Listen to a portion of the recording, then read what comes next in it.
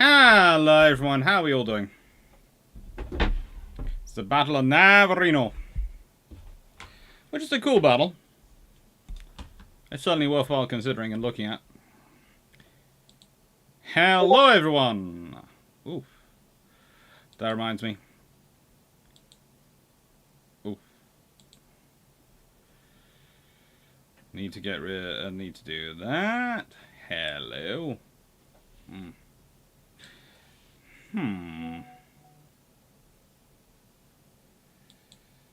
Oh, good lord. Right, let's do quit that, quit Discord, quit that. I don't need that on. And frankly, I need to make sure my phone is on silent, not vibrate. Oh. There are going to be some weird people tonight. There is far too much politics in the air. Let's see.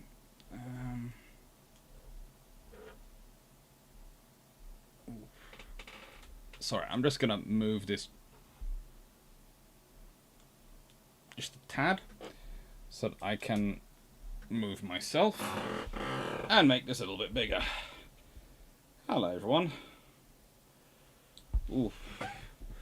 Make sure that's level-ish. It's better. How are you all doing? Hello, everyone. Let's see. Live chat. Make sure it's a live chat and make sure it's the Battle of Navarino up on my notes. And I'll have two sets of notes up, please.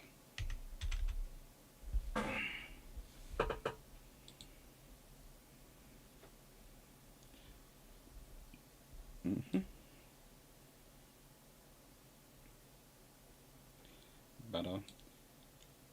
It's quite fun when you realise that your screen is divided into 4 sections. So I have notes, and I have the video which is showing what XSplit's doing there.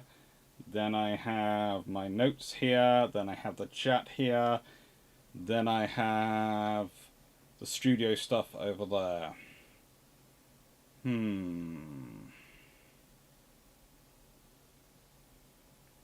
So theoretically, when I'm looking here, which is roughly where the camera is, I'm looking at my notes and should be looking at you all. So hopefully, if everything works like it's supposed to, I'll spend most of my time looking at this. Hello, Carl Vegasberg. Hello, John Shea. Hello, Michael Cooch. Hello, Knight6831. Hello, Peter Dawson. Hello, Tanner Velka. Hello, Mark Harkness. Hello, Dunrick Ironhammer. Hello, Seneca Nero. Hello, Albert Zaski.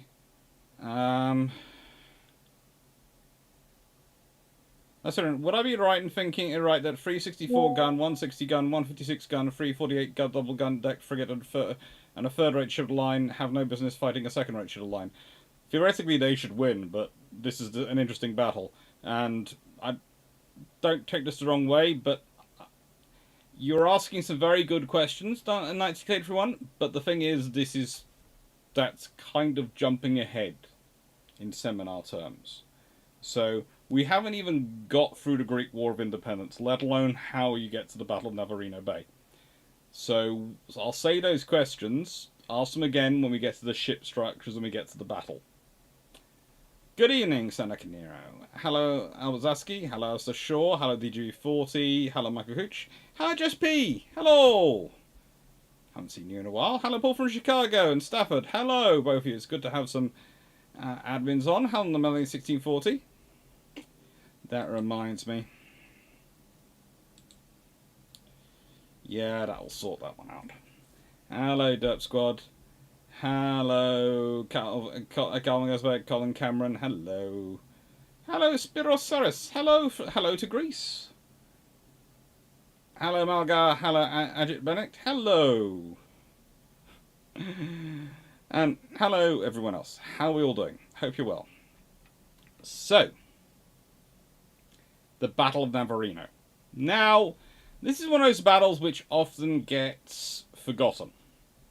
For starters, it took place in 1827, and the amount of people who tell me that the Napoleonic Wars finish and then there's peace until World War One, and I look at them and go, no, and they go, but surely there's peace to World War One. That's what we learn about. No. There's a lot of war. And this is the reality. Wars happen more often than history books sometimes remember. Because what is a massively important war to one nation might be a minor war to another nation that's part of it, to completely dead history as far as a third nation which isn't evolved.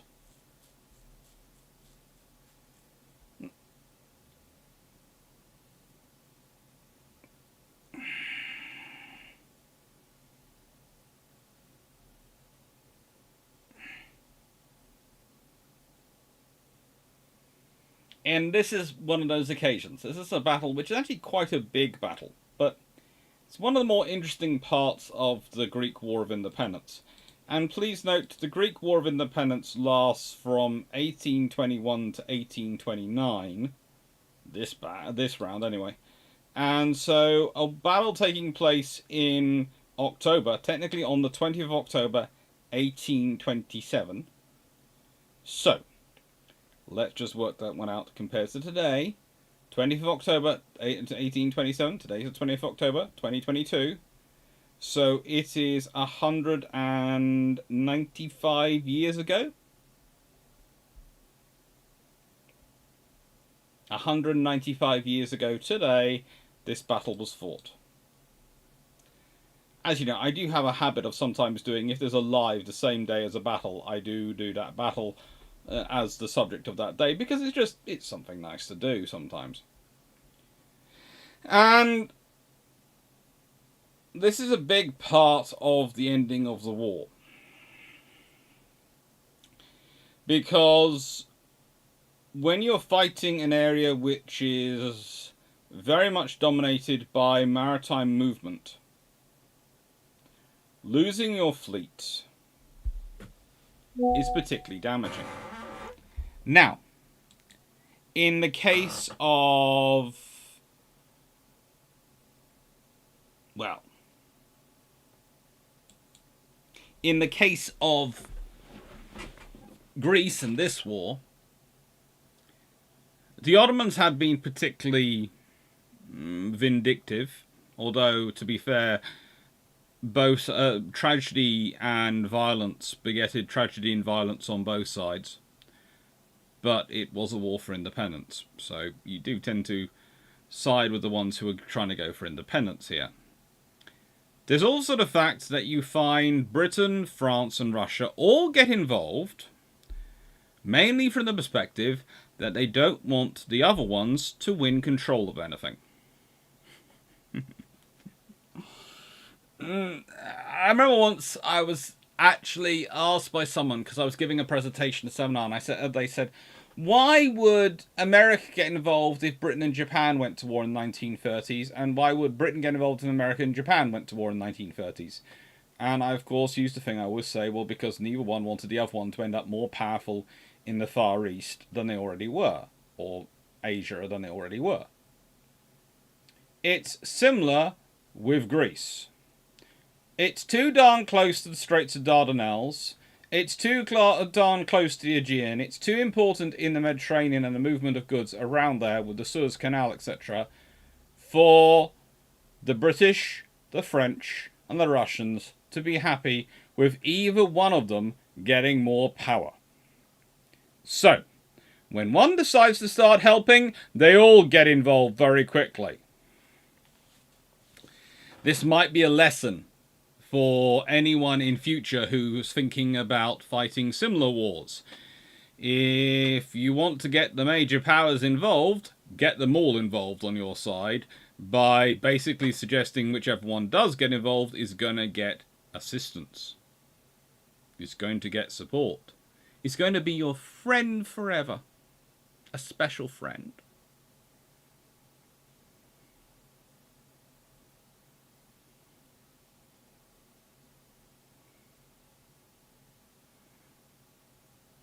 So, sorry, the answer is Far inferior Ottoman crews, gunnery combined with moored, poorly positioned Ottoman ships. Could we say, Dr. Clarke, that there are similarities with the Battle of Nile?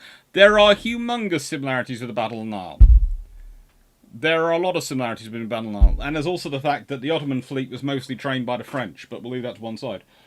Why do I say the Ottoman fleet was mostly trained by the French? Because the Ottomans had been upgrading their fleet, and they'd been wanting to recruit officers. And, well, the Russian Navy kept recruiting British officers, which annoyed the Ottomans. That's my iron brew mug, but that's got iron brew in it, whereas that hasn't, and I want some milk. Sorry, I've got the world's weirdest ulcer. It's running along the entirety of my tooth line here. Hence, you keep seeing me drinking a lot more milk than I normally do. I normally keep to my grandfather's mantra of about a glass of milk a day keeps the doctor away. But when I've got an ulcer which is quite this big, it's a case of milk. Because when I'm talking, it starts to hurt.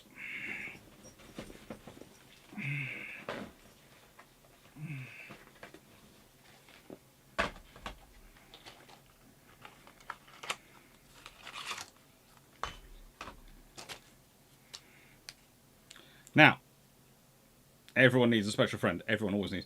This would be when Lord Byron visited Istanbul and caused his usual level of havoc. Lord Byron caused much havoc the whole way through this war. Lord Byron caused havoc everywhere he went. He also probably left at least... Well, there are estimates on just how many young Greek ladies he left with child versus how many young Ottoman ladies he left with child. He was Lord Byron. He seems to manage it wherever he goes. He's kind of the Glenn Quagmire of his era.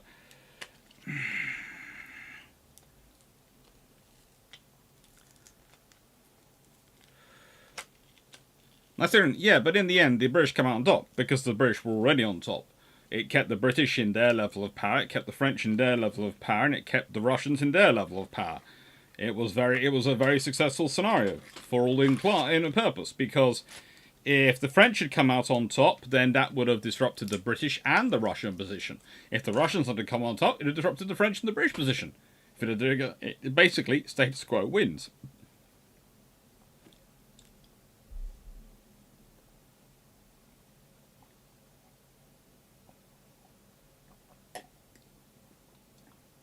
There we go.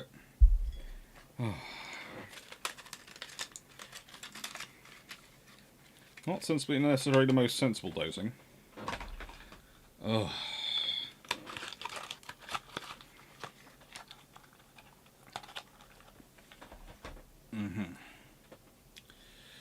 Tiberius, there is no comparison between atrocity of both on the two sides. The Egyptian army slaughtered and burned all the Peloponnese as a sequence to centuries of slaughters by the Ottomans.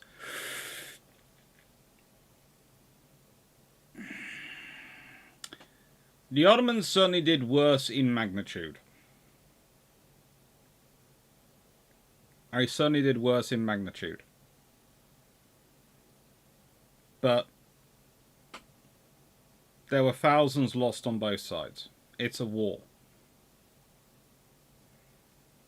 It's not. There's no... There is no such thing as a blameless war.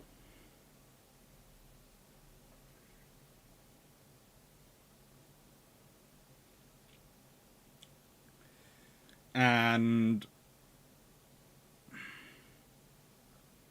the Philhellenes are an interesting group because they're in many ways inspired by an ancient Greece to support Greece as the cradle of democracy and all sorts of things, but they also create all sorts of weird things for themselves. We'll leave that to one side. I'm going to try and keep away from the Philhellenes, mainly because they are interesting. So, the Battle of Navarino. What is this battle? Well, how do I put this? It takes place in Navarino Bay, which is on the west coast of the Peloponnesian Peninsula in the Iron Sea. Which is important to think about, okay? So, they are down in the south and west of Greece. They're on the... Well, they're definitely well into the Mediterranean. They're well into the trade routes part of it.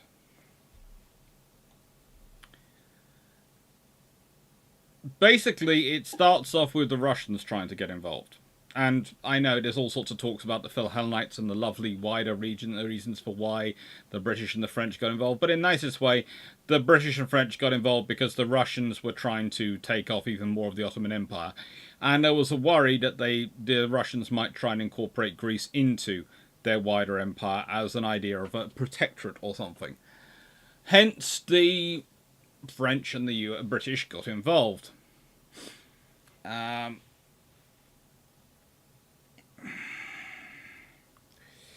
It starts off with, of course, the Russians going for their Greek co-religionists, but yeah. And this is despite Tsar Alexander actually being, my namesake, being against the Greeks rebelling. They eventually do start to try and take advantage of it. And eventually, you have various manoeuvres gone through, including various political and public political manoeuvres, that leads to the Treaty of London 1827. This is basically a treaty which forces...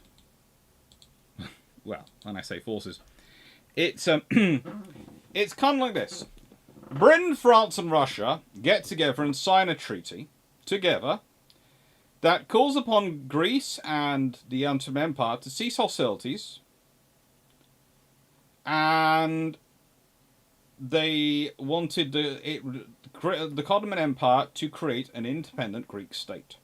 So basically, it's three powers getting together and going, we're bigger than you. We've decided you need to carve off this part of you and declare them an independent state. I love it when people turn around to me and say various things are new. And I sit there and go, no, we've been doing them for hundreds of years. If they didn't agree to it, then the powers would actually get involved, was basically the subtext. They, as a sop to the Ottomans, they said the Sultan would still be the supreme ruler of Greece, but it would be a constitutional monarchy, i.e. British style. And yeah, for some reason, the Ottoman Empire refused. They decided that they had a superior naval force and therefore they could refuse. At which point, the three navies were dispatched. Squadrons were dispatched. And the Battle of Navarino is what happens as a result. And basically, this is what leads to the wiping out of the Turkish, Ottoman, Egyptian, and all their other sort of various allied fleet.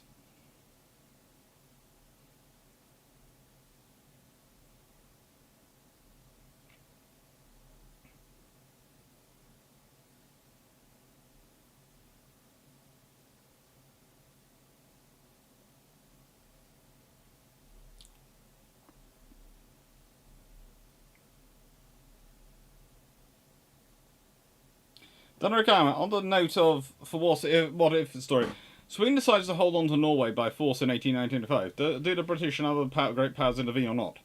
Depends. Does Germany think it would be advantageous to them? Because if Germany tries to intervene, kind of like in this scenario where Russia deciding to try and take advantage of it led to the British and the French getting involved, if the the Germans decided to try and take advantage of it by getting involved, then the British and the French would get involved. And probably the Russians. No, it is not. The Ottomans are very, especially toward.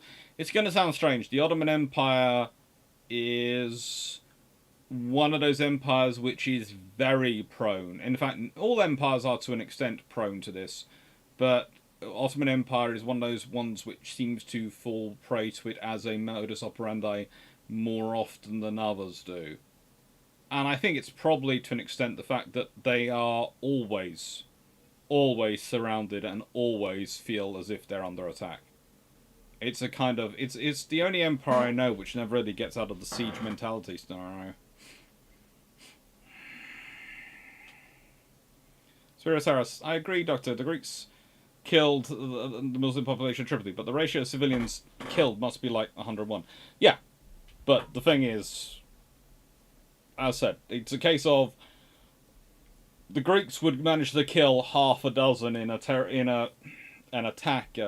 Well, if you're the Ottoman side, a terrorist incident. If you are a Greek side, a freedom incident, and the Ottomans would retaliate by killing 10 times that many, because they had the mechanisms of a state which truly enables you to do that. So yes, it's far worse on the Ottoman side, in terms of what they achieve, but it's also still there, okay?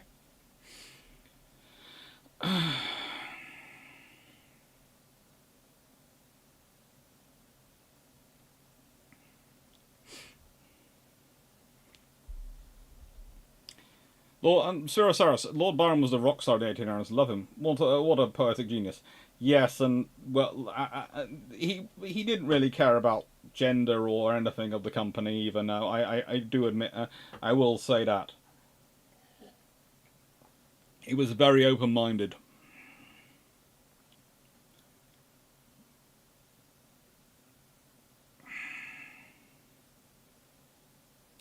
It's basically, as I said, it is a difference in magnitude, but it's as that's why I was sort of phrasing it the way I did at the beginning, in that both sides did things. It's just the order of magnitude because of the mechanisms of state. A state can always do far more. If a state is motivated to kill people, it can always achieve it far more effectively than any non-state actor, because it has census records, it has police, it has the law, it has the ability to do things in broad daylight. So this is the point.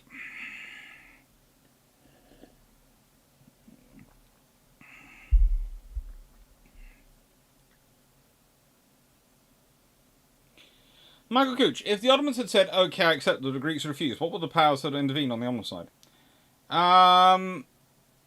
It's kind of an interesting one, because it's kind of like a current scenario you have going on in Ukraine, for want of a better phrase. So basically, if the Ottomans accept, they withdraw, then the Greeks have no one really to fight with. If they start building a fleet and trying to go offensive against the Ottoman Empire, then the Allies probably would have intervened and gone, are you absolutely insane? But it's kind of like when people come up with simplistic solutions. Well, if you want to stop the war, both sides should stop fighting in Ukraine. Well, if Ukrainians stop fighting, that means Ukraine could be finished very quickly, because the Russians still do outnumber them. And if the Russians stop fighting, then the war's over, because the Ukrainians can't really go on an offensive far into Russia. And if they did, then they'd lose all support, and then they'd be quickly wiped out by the Russians in return. So it's one of those scenarios. If the Greeks hadn't stopped fighting, but the Ottomans had, the Allies would probably help the Ottomans extract themselves, because they would have had to. They'd been kind of forced by circumstance. But I'm not sure who told the Sultan he had a powerful enough navy. Because, honestly, any one of those three powers could have wiped out his navy. Any one of them had a larger navy than he did at that point. Admittedly, I'm not sure how many effective ships the Russians had at this point, but they certainly had a larger navy. The French certainly could have. And the British fleet, well, it would have been painful beyond belief if the British had gone full mobilisation on him.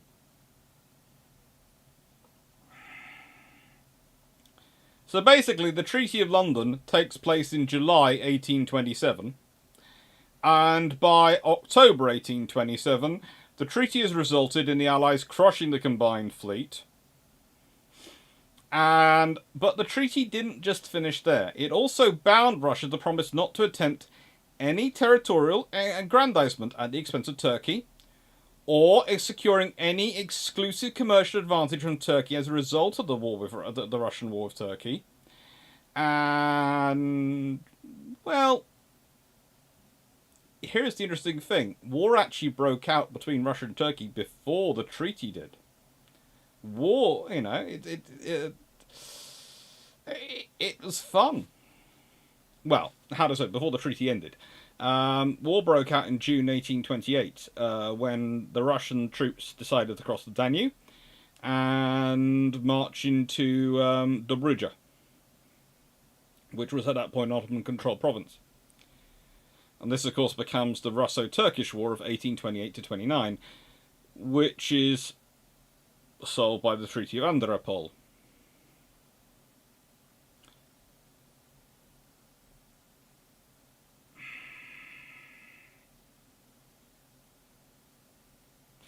The Treaty of Andropol, of course, leads to the other European powers deciding that Russia had broken the promises, infringed or broken, depending on whether you're France or Britain, of the Treaty of 1827. So, yes, it's going to be messy. It's history.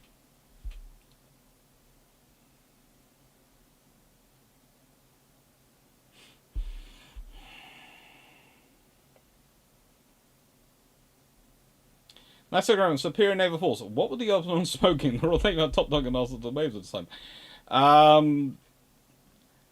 You have to remember, and this is something again you should always be worry if you're a dictator. If everyone always agrees with you, you're in a bad place. I always think this is the first rule of being a dictator. You need to appoint someone who can disagree with you, and you will not do anything to. Who are there to argue, whether preferably in private, but in cabinet meetings they are there to argue with you. They are there to argue the point against your point of perspective. That is the only way for it to be successful. Well, even then, it wouldn't really work. But what I would this is the trouble. You have a sultanate who doesn't really understand what's going on in the world, and you have some very corrupt leadership in the Ottoman Empire. It is terribly stagnant and divided and all sorts of things. To use the phraseologies.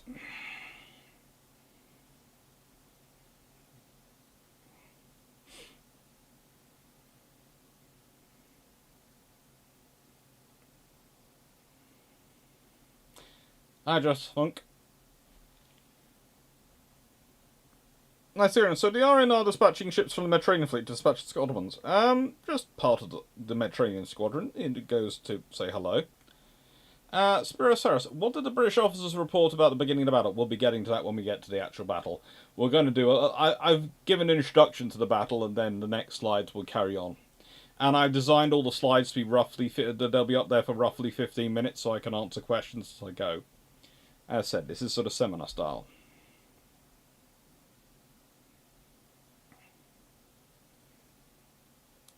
Peter Dawson, one of Lord Byron's descendants went into computer program. I'm sure more than one of his descendants has gone into computer programming. In the nicest way, that man had a lot of kids. And a lot of kids produces a lot of grandkids. And even a lot of grandkids produces a lot of great-grandkids. So I'm fairly sure more than one of them has gone into computer programming. I mean, one of the acknowledged ones, the known ones, yes. But I'm fairly sure there are more.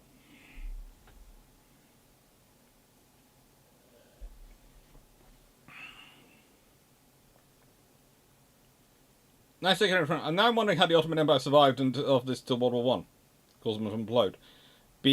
Hi Jim B. Basically because it was better for the British and the French for them to stay around and keep Russia be a check on Russia, so expansion, than it was for them to collapse. So Britain and France kept them going.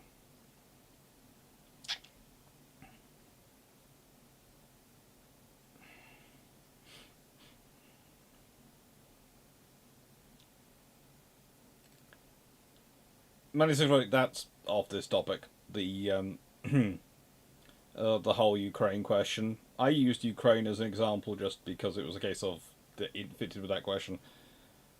I have no answer to that. I'm not really sure what they'll want to do, but it'll be an interesting negotiation when when it's finally all over.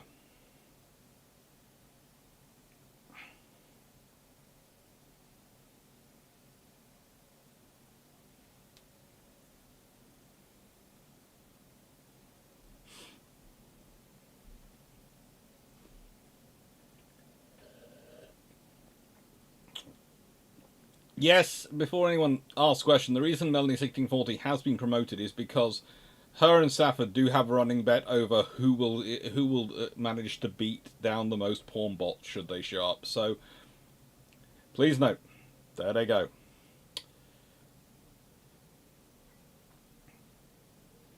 That sounds like POTUS 45, but leaving that to one side.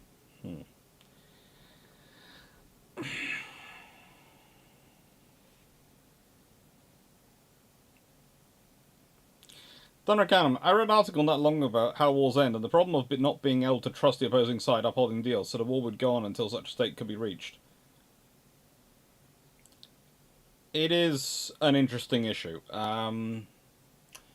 You have to find people you can trust within the power structures on both sides. That's a scary concept. Finding people you can trust in the power structures on both sides to act as guarantors of the agreement.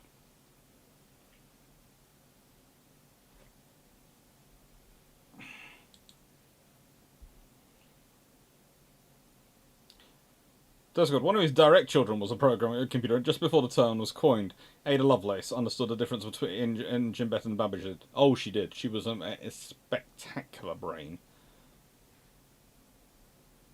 But just look at both her mum and dad.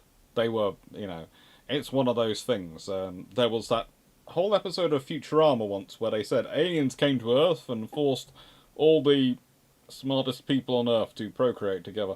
And you sit there and go, that surely wouldn't really have much of an impact because you couldn't guarantee anything, really. And then you see Ada Lovelace and you go, well, maybe there's something in it. Maybe.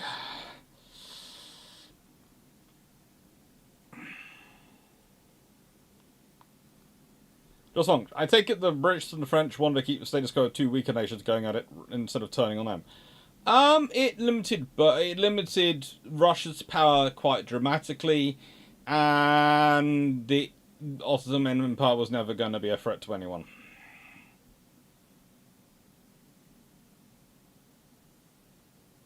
That's it. Didn't Greece end up under British Empire protection in the end? De facto, yes.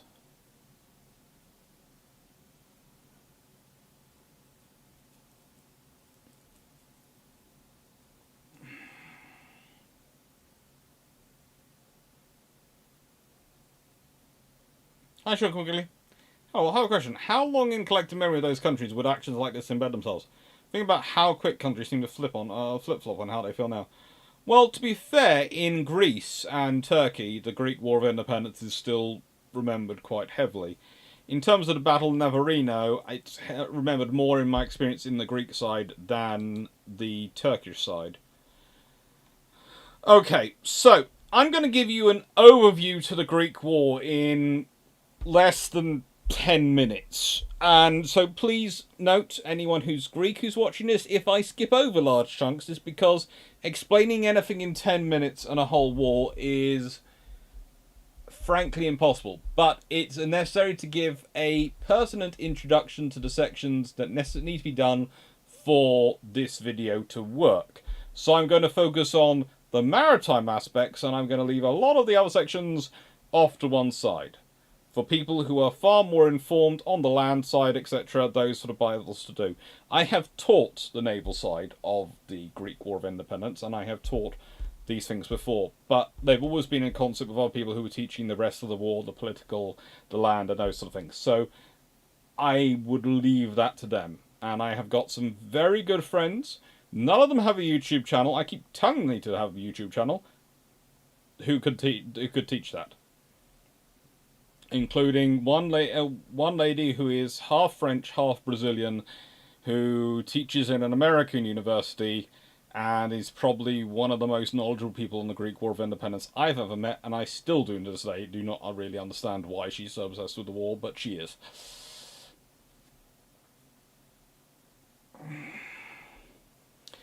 Section 90. There's an ongoing military build-up between Greece and Turkey right now. I know. When I scheduled this, there wasn't.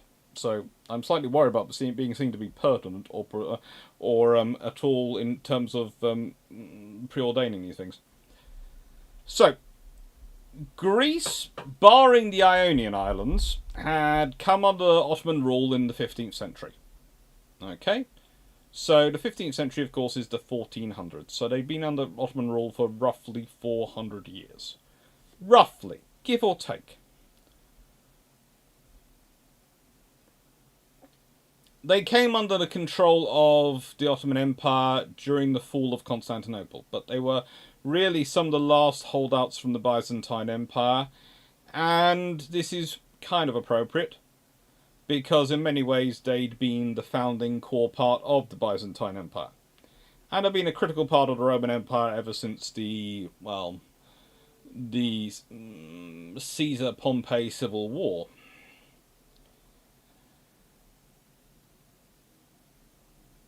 There are various points during that period that the Greeks try to rise up against Ottoman rule. It's never really that successful, because if you're going to rise up against a very powerful, paranoid military state, you need to have the right circumstances, and it needs to be starting to end in stagnate or division. Or in the Ottoman case, they managed to accomplish the joy of being both titles at the same time. In 1814, however, the Philiki Eteria was formed, the Society of Friends.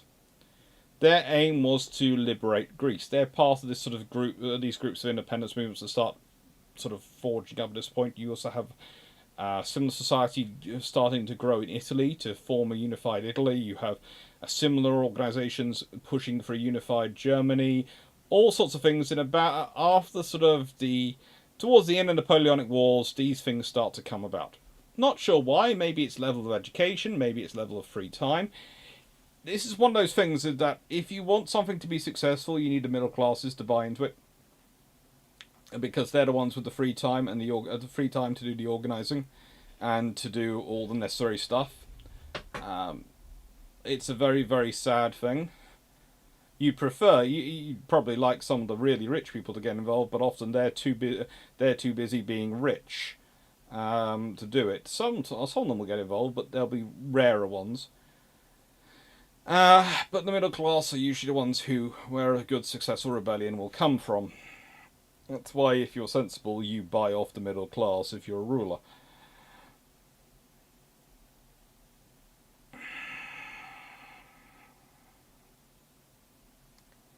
Now, their plan was to launch revolts in the Peloponnese, the Dorbian principalities, and Constantinople itself. That is the thing. The original plan for Greek independence was to get Constantinople as well. So the earlier question about, well, what would happen if they continued fighting, does actually have some substance, because if you're aiming for Constantinople as well, you're aiming for one side of the Dardanelles.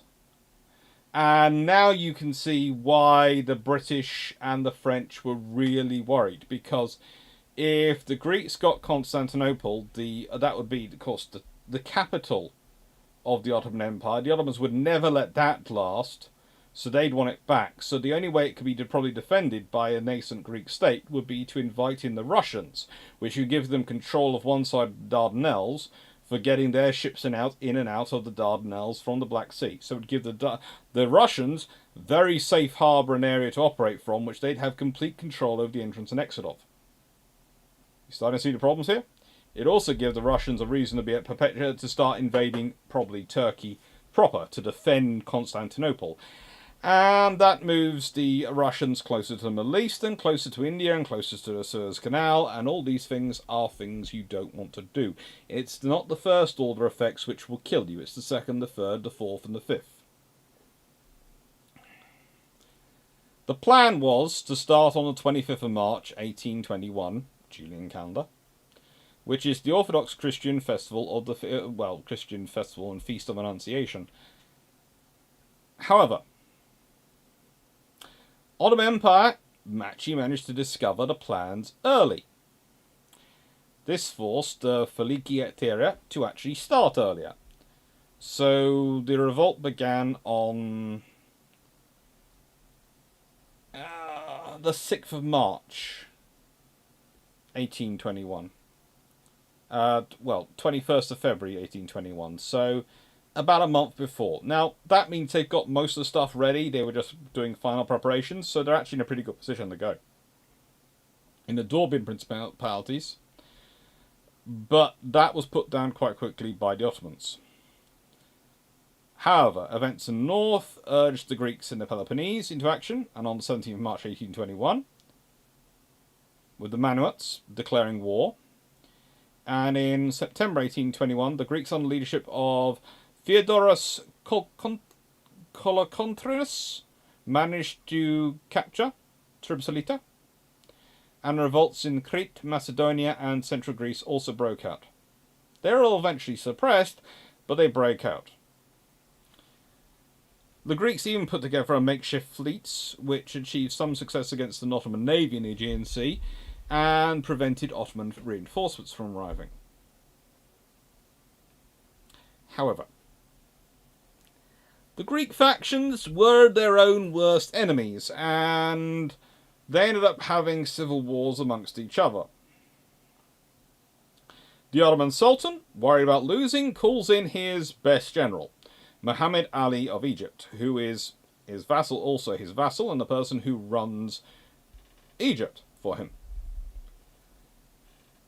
He says, I can't come myself, but I will send my son, Ibrahim Pasha, with an army, which is one of the better trained armies in the Ottoman Empire, to suppress the result, and in return I'll be given territory. Ibrahim landed in the Peloponnese in February 1825 and managed to bring most of the continental peninsula under Egyptian control by the end of the year. You have to remember, Egypt is a state within a state in the Ottoman Empire, and they are very powerful, very strong, and they have a very capable military. Missolonghi fell in April 1826 after a year-long siege by the Turks, and Athens also fell. And at this point, in 1826, it looks like the revolution is all but over. However, at this point, the Russians decide they're going to intervene. It's amazing, the Russians suddenly decide they're going to intervene when things look worse for the Greeks, so they'll have more power if they get involved, because they'll be saviours. If they intervened earlier when the Greeks looked like they might win it, then they wouldn't have got as much credit, would they? And of course, as said, this leads to Britain and France getting involved, and they send naval squadrons in 1827. They hear that the Ottoman Egyptian fleet is planning on attacking the island of Hydra. And so, that's where the fleets go to intercept the Ottoman navy at Navarino. It starts off with a week-long standoff. There is a week-long standoff. Before there's a battle, there is a lot of discussions going on for that week.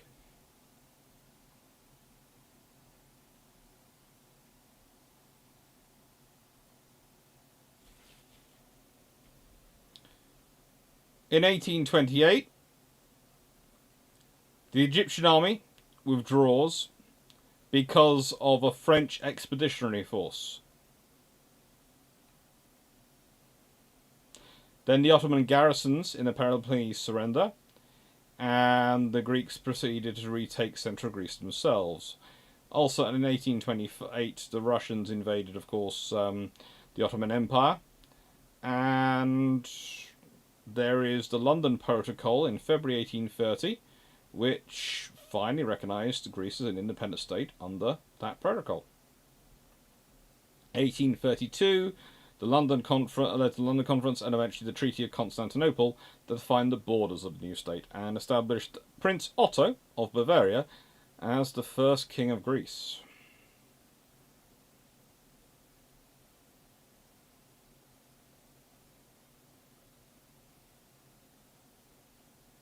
He was deposed in 1862, probably sensibly. Let's be honest, he was a bit of interesting.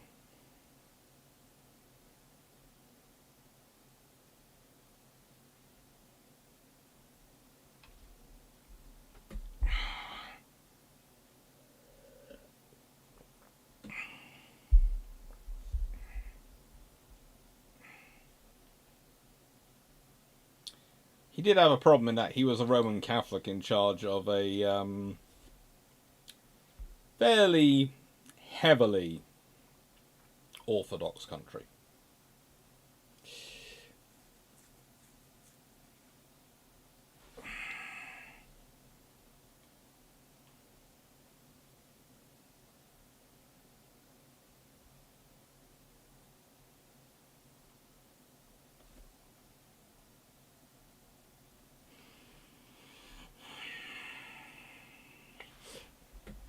Don't comment. If they won't have a YouTube channel, did they at least have blog web pages? No, mostly they resolve on journal articles.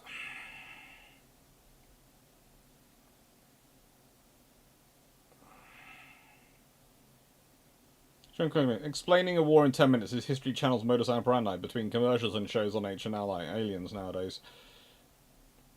Yeah.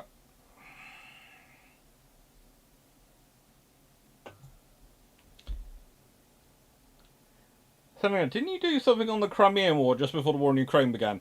I reject that assertion. I don't think it... Let me just check. That would require me to check. Gokbay, hello. Navarino. Burning the Ottoman Navy, Part 2. Battle of Chesma being Part 1. Yeah, to an extent. Sure. The staff officer Civil War. The middle class. That's good. Is this the era called the Age of Nations, or the Age of Nationalism by some historians? It's the age of many things.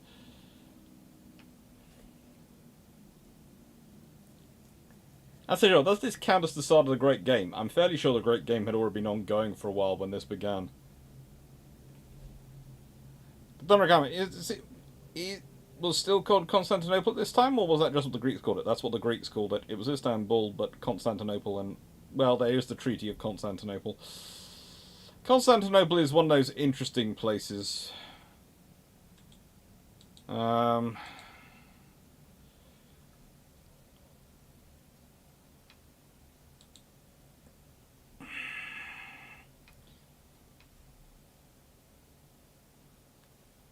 It's sort of... How do I put this politely?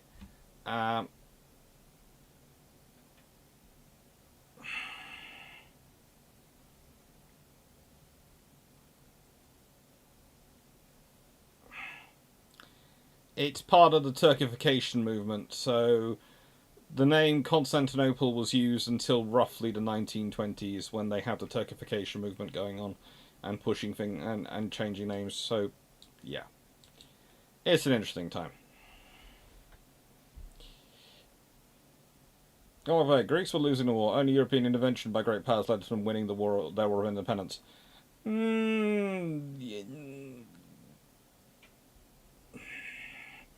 Let's put it this way, they certainly suffered major reverses, but I'm not quite sure how long it would have been if the war had carried on before the Egyptians. And looking at what happens in this battle, especially the Egyptians and the Ottomans ended up fighting each other. So you can certainly say the Greeks were at that point losing, but how long before it becomes Ottomans fighting Egyptians, fighting Greeks, fighting Ottomans,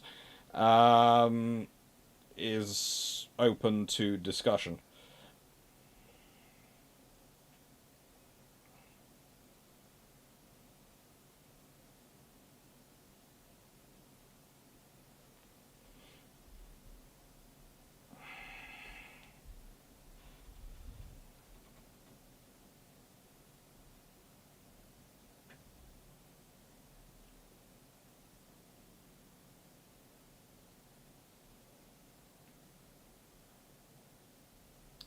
That's right. This sounds familiar. Russia finds out about rebellion, and it forces the rebellion to start early, when preparations aren't finished. I'm talking about the January Uprising in Poland, 1863.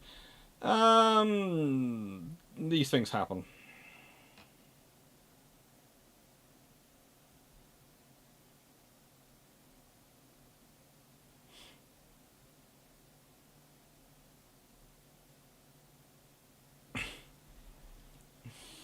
So, yes, the Greeks had some great support by Russia on numerous occasions, just as Poland experienced in Warsaw Uprising World War Two.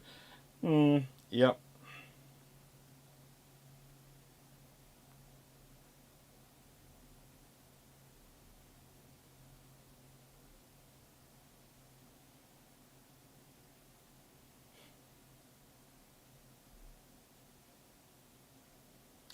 There are so many kind of cities which call themselves the city. City 90, I think Lambert did. That's better. No, didn't Sullivan rebuild his navy several times ago?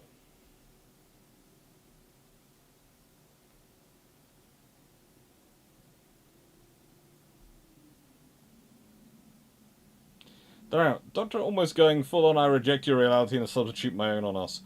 Love it. Not quite, but, you know, there are issues. Certainly issues. Now, please note, one of the things you will constantly see, and this does annoy me when talking about the Ottoman Empire, is people using this flag. Okay? This flag. Let me explain something.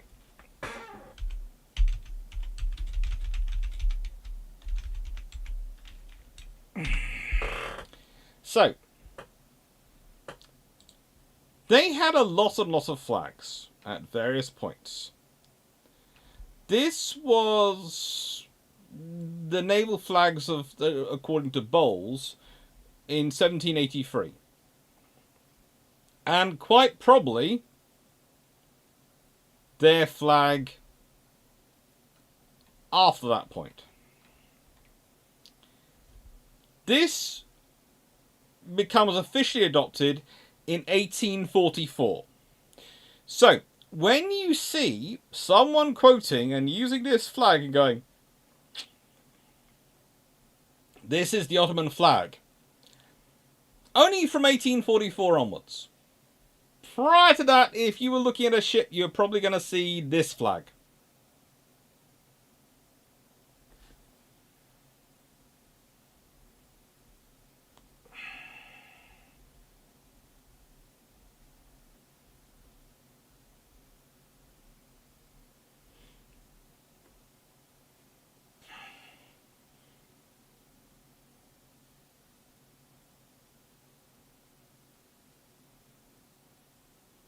Actually, unrelated, what do you think about the Czech Republic annexing Kaliningrad?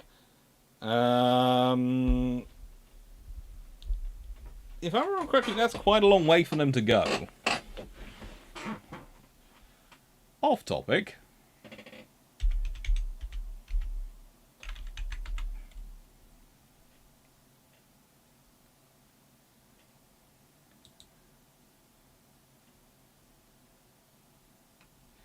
Yeah, that's quite a long way for the Czech Republic to go. Lithuania is probably better off. If anyone was sensible, Lithuania rather than Poland, probably sensible on the Kaliningrad. Although, either way, it's not really. So you shouldn't be really annexing other countries' territories. If they decide they want to go independent and join you, that's a different matter. But yeah.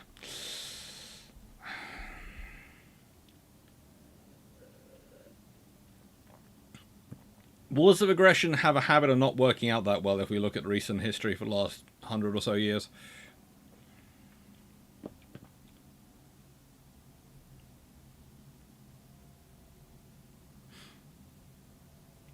The second flag is a 20th century flag. It's from it appears first in the early 19th century. It's officially adopted in sort of the early 1800s. It's officially adopted in 1844, and it's sort of the flag they have till the end.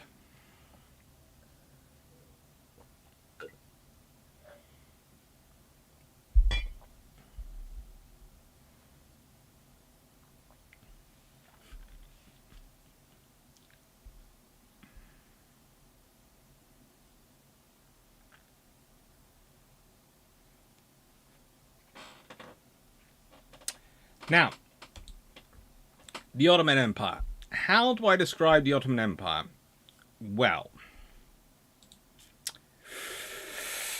the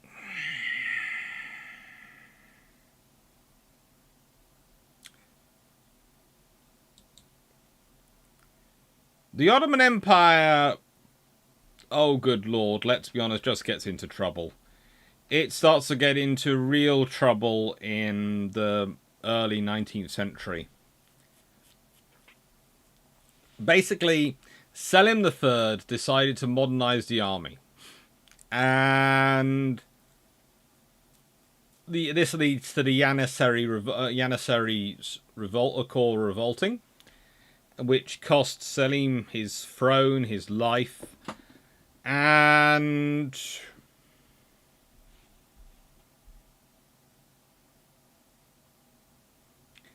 they thought they'd won. And then Muhammad II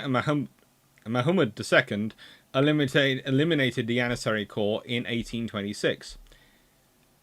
And this is the point. There is a reason why in 1827, 1828, they are calling upon the Egyptians to come fight their battle for them. Because they've been fighting basically... How do I put this politely? The Janissary Corps have been having to be dealt with by the various leaders of the Ottoman Empire for the previous 20 years. They have been problematic. You have basically had a military caste who are pretty much ruling things and are wagging, it's the tail wagging the dog. So yeah, that's been problematic. And it also meant the military had not really reformed. So the Navy had not reformed, the Army had not reformed, all the things were problematic.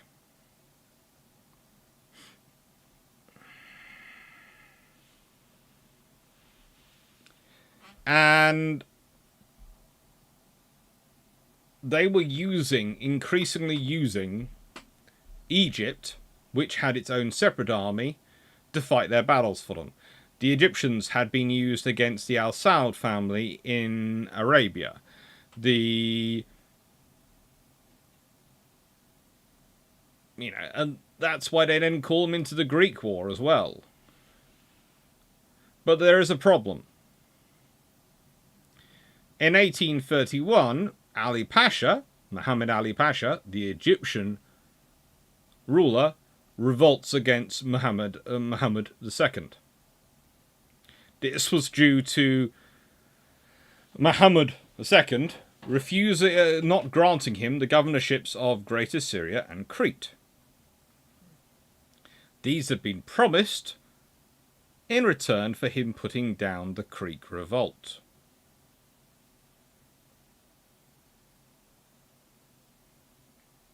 This began, of course, the Egyptian-Ottoman War of 1831-33. And again, you have to remember that Ali Pasha's Egyptian army is French-trained. And very well trained by a lot of officers who were very close to Napoleon, who didn't feel at all, how do I put this, welcome in the new regime in France. So they'd gone to Egypt.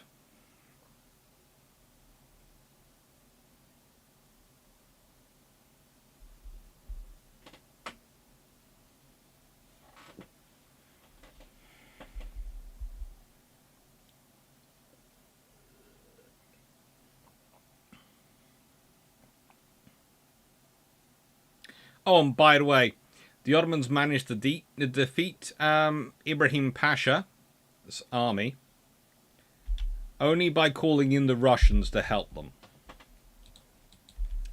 And this is in the 1830s. So the whole thing is an absolute mess for the Ottoman Empire. The Ottoman Empire is in an absolute mess. Please note that before we go further into this. So,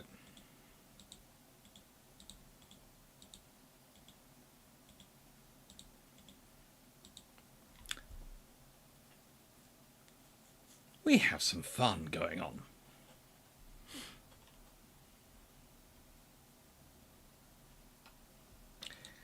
Without much further ado, let's go on to the commanders the Allies chose. And let's just answer some questions.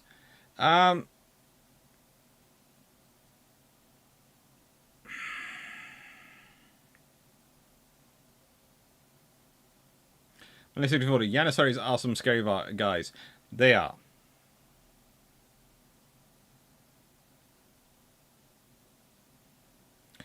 In the early Ottoman years. By the point we're talking about, they're no longer as scary as they used to be, or as capable as they used to be. Basically, all the things of discipline, etc., and structure which had kept them together, and all the rules which had, including the fact that Janissaries their children could not become Janissaries, had been slowly abandoned by the Ottomans in order to try and keep the Janissaries on side. Spirosaurus, all of the paintings I see of the Battle of Navarino depict the Ottoman flag after 1844. I guess the painters got it wrong. Unless the Ottoman Navy was flying many flags, including the red one. They were probably flying many flags, but there's also the fact that a lot of the paintings are finished off after 1844. When you just ask, what's the Ottoman flag? So if you look at some of the paintings, the one I've been using as well, if you consider the Ambrose Louis Garnet one. He painted it between. He painted it sometime between 1827 and 1830, and there's actually only one flag clearly visible in it. If we go back to this picture. And you can see that's another of the Ottoman flags. That's a different one. That's one of the Egyptian Archie Army flags. I think, from looking at it. So, yeah, it's an interesting scenario when you're looking at flags, and sometimes the flags in a battle do appear to be kind of interesting. So, the leadership. It's fun.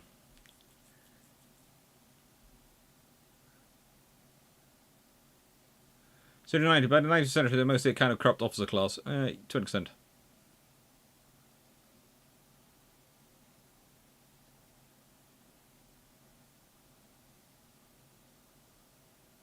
Don't know. Point is, if it was painted after the flag was officially adopted, then it's probably why. Historical detail isn't the most important, recognition is. Yeah, and to an extent, they often put these things together in the wrong order. Gokbey, Muhammad Ali Pasha, whilst famous governor ruler of Egypt, was originally born in Kavala.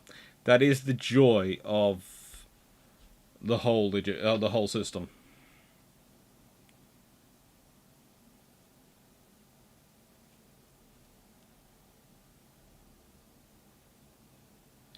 The burning of the Turkish flagship by Canaris is from 1873, so yeah.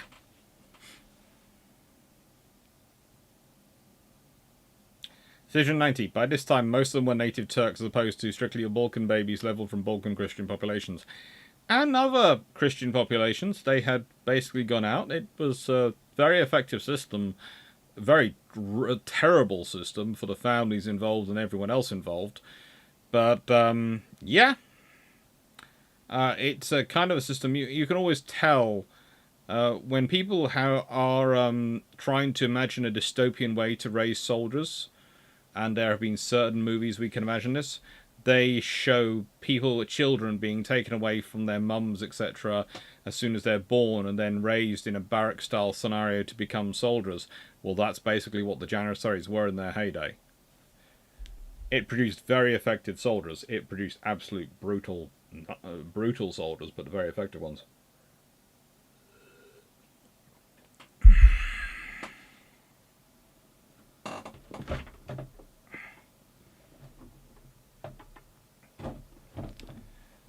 Clarke, a lot of artists use new and modern stuff for depicting all sorts, such as King Arthur in plate. Yep.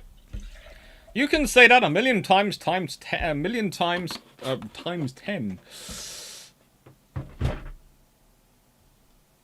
Jedi cough cough. Yes.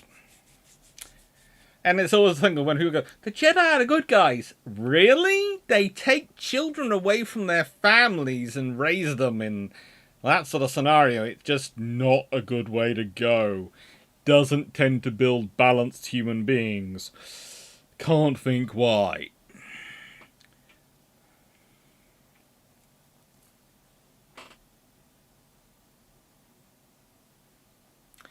So, let's consider the various officers involved. Let's start off with my favourite, Edward Corrington. Now, he'd taken part in the Battle of Trafalgar, and of course commanded at the Battle of Navarino. He had commanded HMS Babette, which was a 20-gun 6th-rate post ship, HMS Druid, a 32-gun Hermione class, and HMS Orion, a 74-gun 3rd-rate. He fought in the glorious 1st of June, the Battle of Trafalgar, the Balkan Campaign, the War of 1812, and of course the Battle of Navarino in the Greek War of Independence. He was awarded the Knight Grand Cross of the Order of the Bath, Order of St. George 2nd Class from Russia, and his son was Sir William Codrington, who was a general. He served in the Crimean War. And another son, Admiral of the Fleet, Sir Henry Codrington, who saw action alongside him in the Greek War of Independence.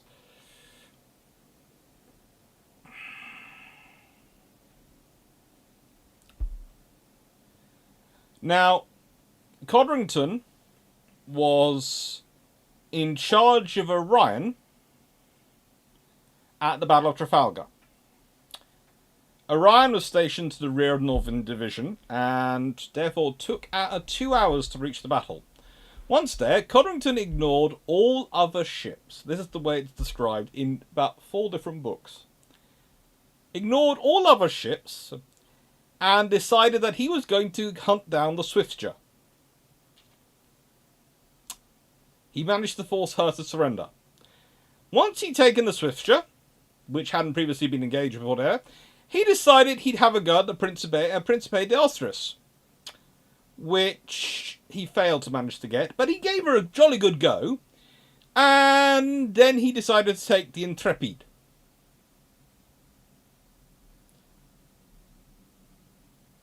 Which he did.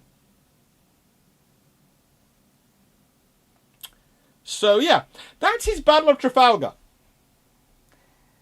In 1826, December, he was appointed the Commander-in-Chief of the Mediterranean Fleet.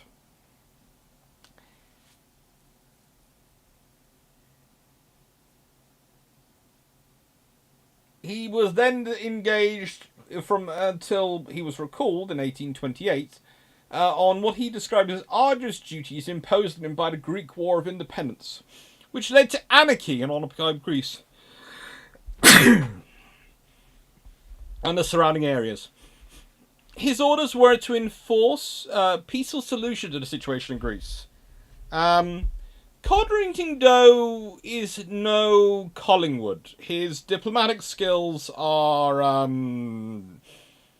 well, let's put it this way. He likes to do diplomacy at either the point of a cannon or the point of a sword. He doesn't really care which, but both will work quite well for him. And as such, it's unsurprising that he, well, how do I put this politely, is rather less than diplomatic. He commands the battle in Navarino in charge of... The French and the Russians do not object to Codrington being in charge, mainly because, and this is according to one account which I found on a Russian source, the admiral in charge of the Russian fleet felt that it was likely to end in the death of the Russian fleet if the Russian fleet decided to argue about whether or not Codrington should be in charge.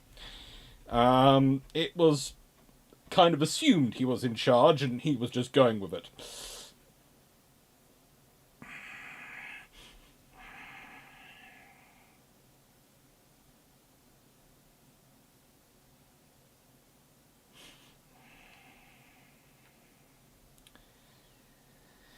Now, in May 1828, before he was recalled home in June 1828, he was part of the force that tried to force Ibrahim Pasha to evacuate the peninsula peacefully. And he decided to, well, basically, Ibrahim Pasha decided that he was going to carry out a program that can be basically described as genocide, with the idea of replacing the population with people he'd bring across from Africa. So, on 25th of July, the three admirals agreed Codrington should go to Alexandria to obtain Ibrahim's recall by his father, Mehmet Ali.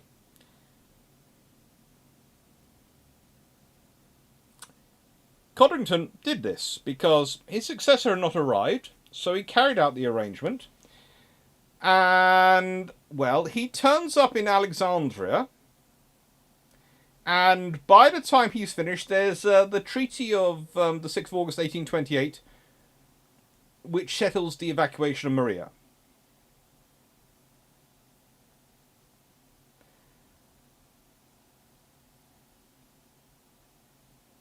The British government weren't particularly happy with how he did this, because it was rather heavy-handed gunboat diplomacy, where basically said, in a simpler phrase, that you either do this or I blow up Alexandria.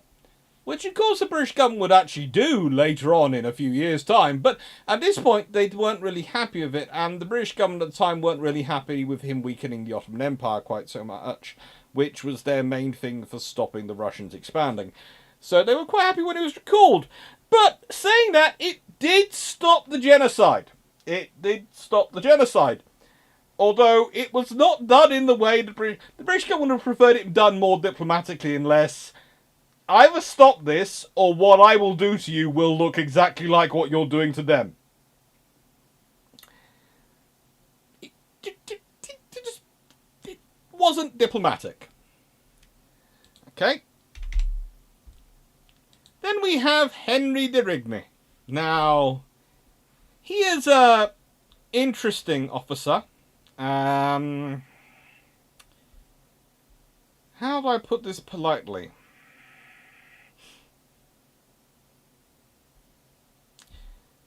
Well, he was given command of a corvette at one point, which was quite fun. In 1803, he was interrogated by Napoleon about the tides for the invasion of England, and the young officer gave the Emperor what the Emperor described as a strong and concise response.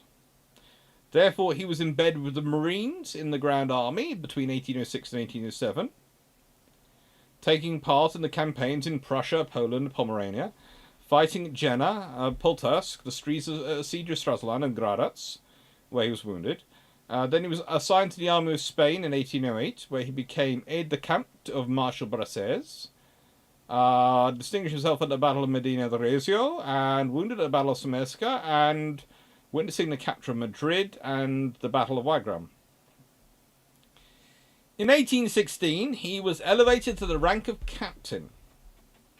Please note, he hasn't commanded a ship since 1803 at this point, and he didn't spend much time on a ship then.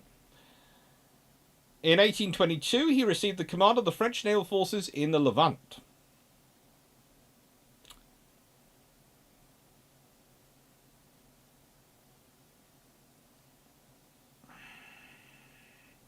He was appointed an admiral in 1825, raising his pennant in his flagship Cirré. And in September 1827, he was tasked with the enforcement of the Treaty of London.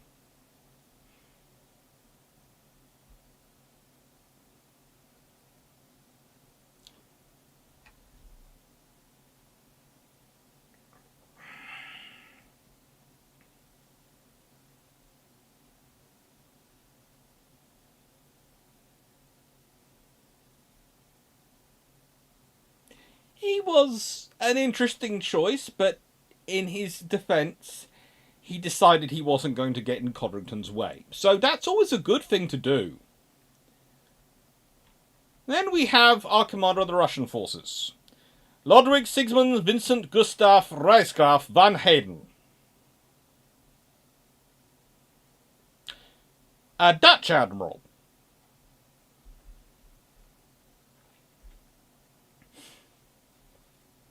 It's always nice to have a Dutch officer in charge of your Russian navy.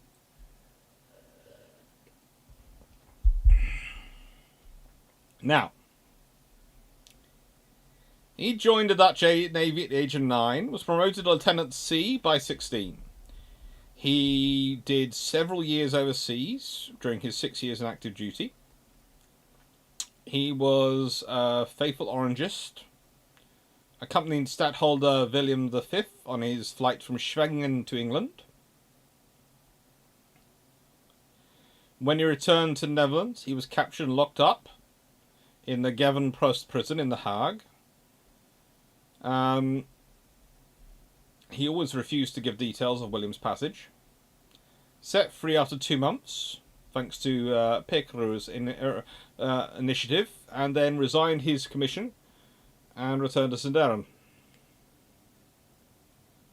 In 1795, he offered his services to the Russian Emperor. He was appointed Captain Lieutenant at sea at the age of only 22, quickly rose through the ranks. Operated in the Black Sea until 1803. He married and settled in Estonia.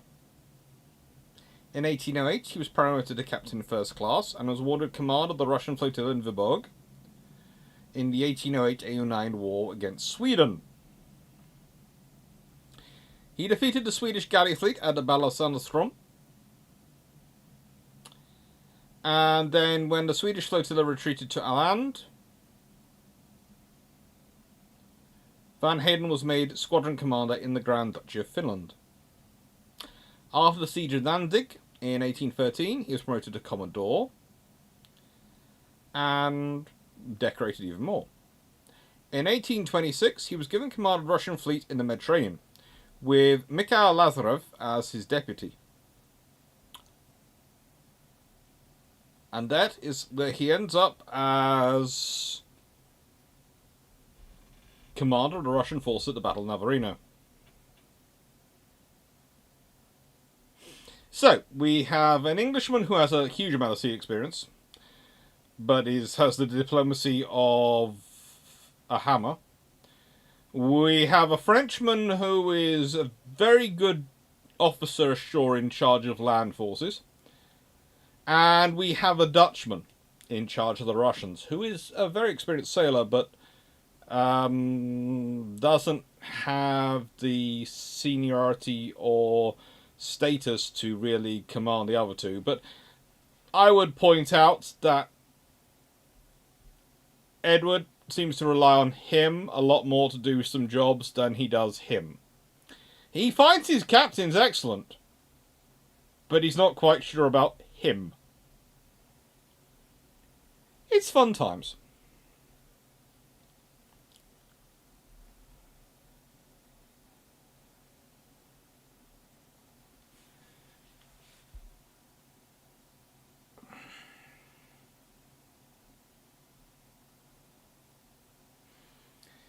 That's it. Really, the Ottoman Empire only has power until the British, French, and Russian empires get involved. And with the British, all it takes is meddling with their trade lanes. You do not mess with our trade. We are a nation of shopkeepers. Disrupt the logistics, we'll be upset with you.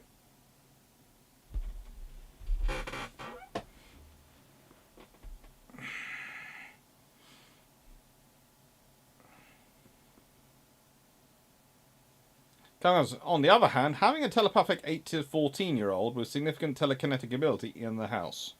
Jedi. You could have... This is going to sound strange. You could do a more distributed special schooling system of local temples in the local temple around the world, and they could still live their family. It would make sense. At least until they were of, let's say, more significant age than they were in the beta. They were very, very young.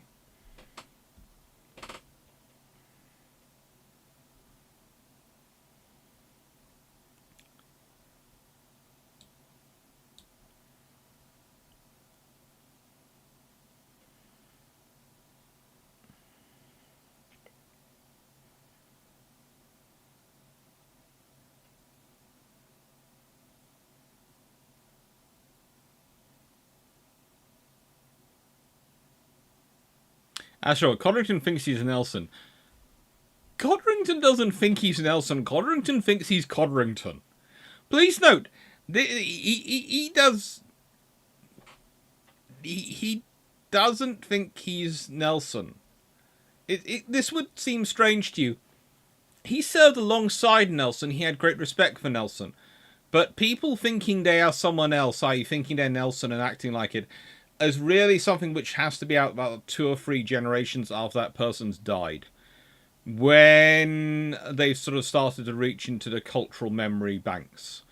Rather than, in this case, Codrington thinks he's Codrington. If anything, he possibly thinks he's Jervis, but not Nelson.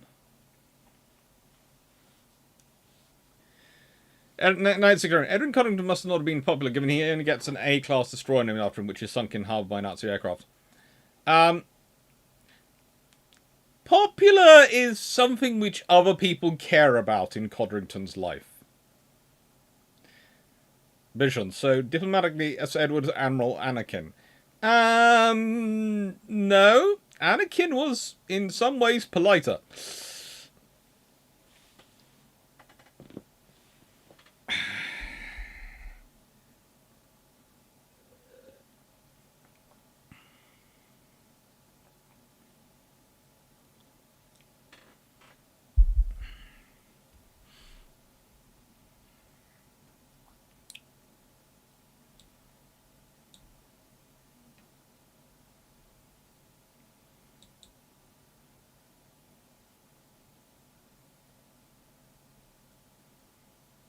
So, what do you mean? Not that mathematics is better than... What you are doing to them will be child's play to what I'll do to you. Yeah.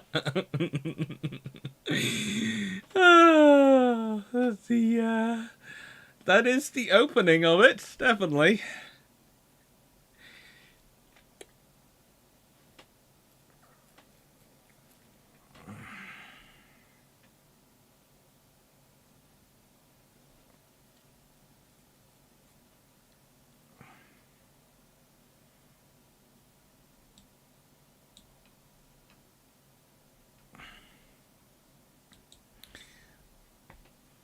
Let's see. Bay, very impressive resume, but not very naval, I see. Yeah, that's the trouble with the French commander.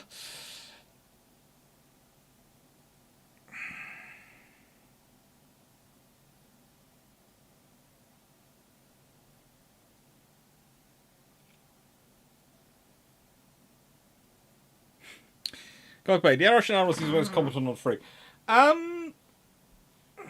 Let me put it this way. The Russian admiral is certainly one of the very experienced officers. I would say in a naval war I would pick Codrington. But Van Heyden is certainly possibly more diplomatic.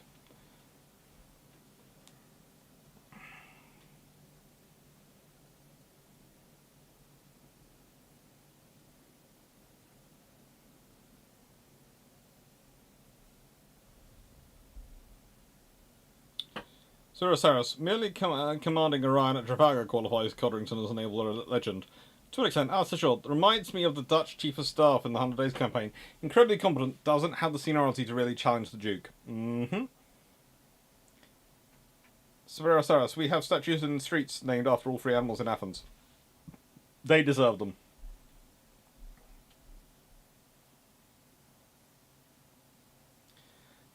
Given how rare forces were force sensitives, it's easier to transport the whole family into Coruscant, but that is basically the same from the paddleman's perspective. And helps you understand more about the child, honestly. That's good. Codrington thinks Nelson isn't aggressive enough. There is a potential to do that.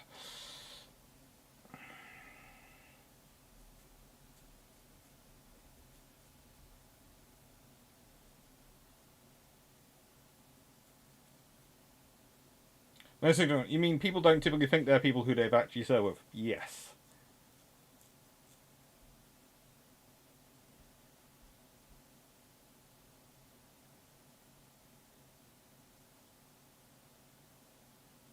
Very interesting debate going on Star Wars here. I really shouldn't have used that as the analogy for the Janissaries, but, you know, it did work.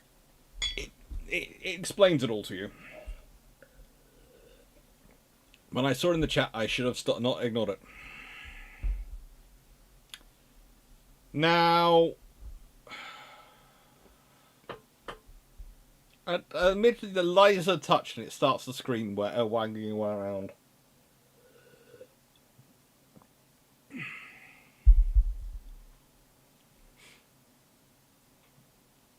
So Ibrahim was not going into diplomacy and was ignoring the great powers, so Codrington was just the right man for the job. The feeling was he did the right thing in the wrong way. In that they were quite happy with what he did. They weren't quite happy with quite how blunt he was at doing it. It's that scenario.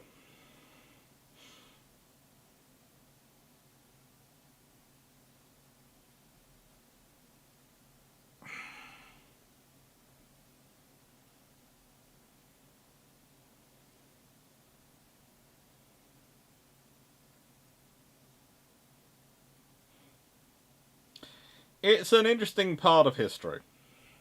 Yes, I should know better by now, Sean Quigley. I should know better by now. So, here is the British squadron, commanded by Vice Admiral Edward Codrington. So, you have his flagship, HMS Asia, second rate, 84 gun, commanded by Captain Edward Curzon. Commander, Robert Lambert Baines.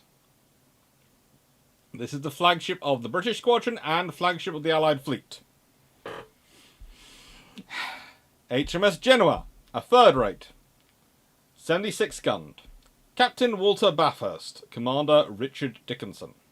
And by the way, this is Asia behind. Basically what I've done is I put the flagship of each fleet behind the images. HMS Albion, third rate, 74 gun, Captain John Ackworth Ommaney. Commander John Norman Campbell. That's second in command.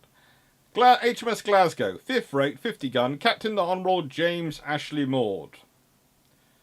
HMS Cambrian, 5th rate, 48 gun, Captain Gowan William Hamilton, CB. HMS Dartmouth, 5th rate, 42, Captain Thomas Fellows, CB. HMS Talbot, 6th rate, 28, Captain Honourable Frederick Spencer. HMS Rose, sloop, 18 guns, Commander Lewis Davis. HMS Brisk, brig sloop, 10 guns, Commander the Honourable William Anderson. HMS Mosquito, a brig sloop, 10 guns, Commander George Bohan Martin. HMS Philomel, brig sloop, 10 guns, Commander Henry Chentwood Talbot. HMS Hind, cutter, 10 guns. Not quite sure who's in command of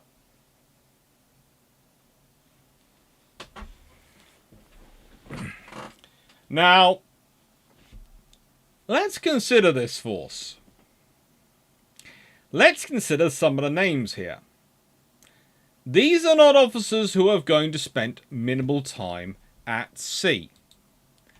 In fact, there are quite a lot of officers here who, and if we are going to be honest, and this is something which is worthwhile sometimes mentioning, there is a trick, a shorthand I use with my students sometimes to go, to check and see if you think this officer actually is important. Because it doesn't always work this way. But if they are important, they tend to end up with their own Wikipedia pages. So, Robert Lambert Baines ends up as an admiral, commander-in-chief of the Pacific Station, and prevented the 1859 Pig War from escalating to major conflict in the United States between the United States and the United Kingdom.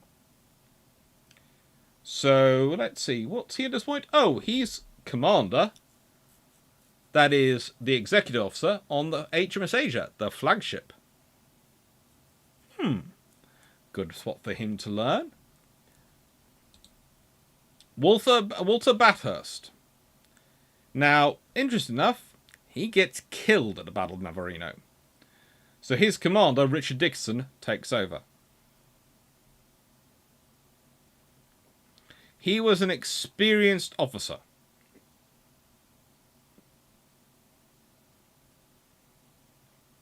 Now, admittedly, his previous service had ended in July 1809. And then, actually no, July 1815, July 1815, I think, actually. And then he saw no service for roughly 9 years. Then he was given command of Genoa. And this wasn't unusual.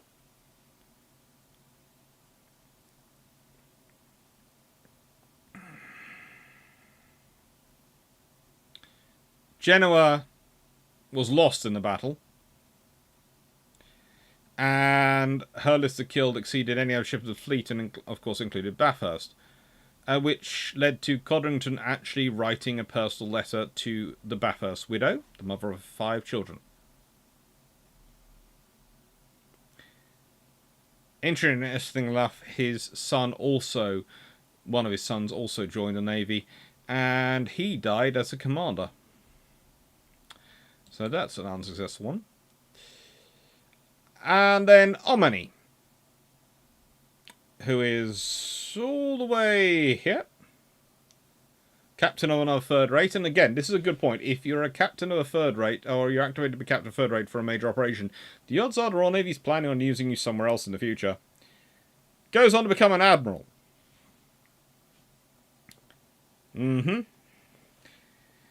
Now, he becomes Commander-in-Chief Lisbon in 1837, and then second in command of the Mediterranean Fleet in 1840, during the Oriental Crisis.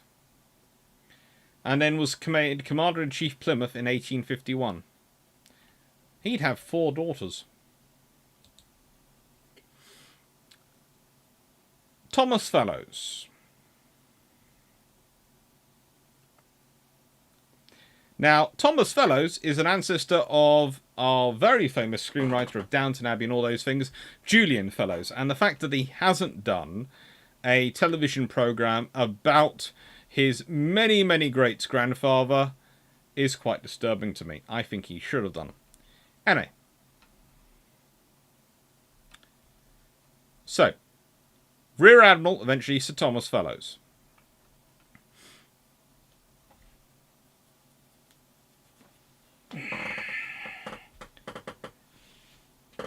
He did... Oh, good lord. Where do I start? Let's see. Leader of this list of awards. Knight Bachelor, Companion of the Order of the Bath, Knight of the Order of Charles III, Legion of Honour, Order of St. Anna the Second Class, Order of the Redeemer from Greece. And that's just the more prominent awards he gets. He basically managed to be in consistently at sea from almost 1797 to 1853. As a lieutenant, he served on HMS Northumberland under Sir Alexander Cochrane, when Cochrane was it was his flagship. He served under Edward Pellew. He served under Cochrane. His career is frankly amazing, and includes a presentation of a sword from William the Duke of Clarence, who was Lord High Admiral at the time, and he also got a doctorate of civil law given to him from the University of Oxford. So yes, Thomas Fellows, one of those names you don't hear enough about.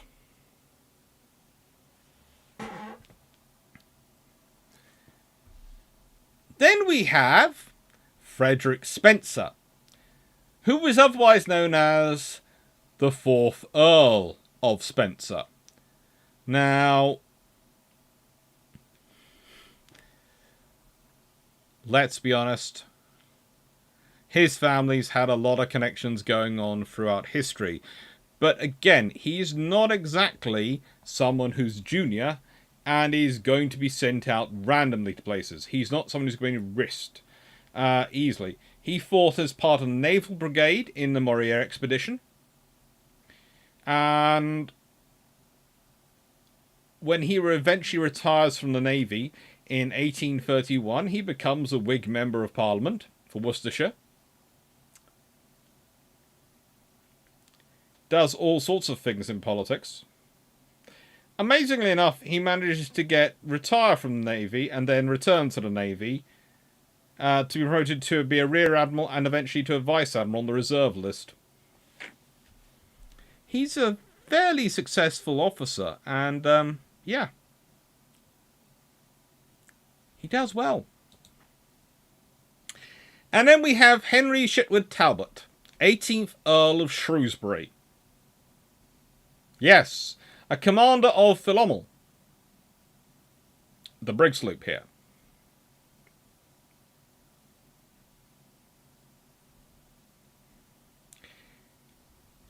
He did so well in the battle, he was picked for the great honour of bringing home the dispatches announcing the victory by Codrington.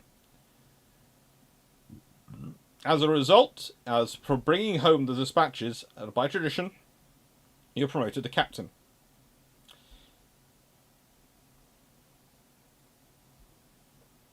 In March 1931, his father, who was also the Lord Lieutenant of Staffordshire at the time, gave him a commission as a lieutenant in the Staffordshire Yeomanry as well. He gave this up in 1833. Then in 1832, his father appointed him Lieutenant Colonel of the Staffordshire Militia, which he resigned in early 1846 because he kept trying to go away to sea. He was promoted Rear Admiral in 1854, Vice Admiral, and then eventually Admiral in 1865.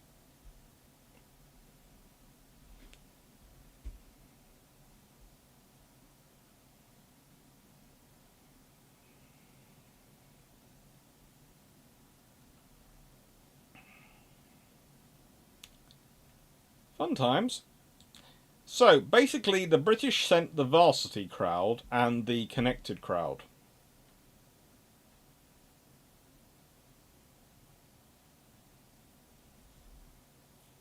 Sherlock, so you made the phrase explicitly. Yeah, Codrington pretty much did.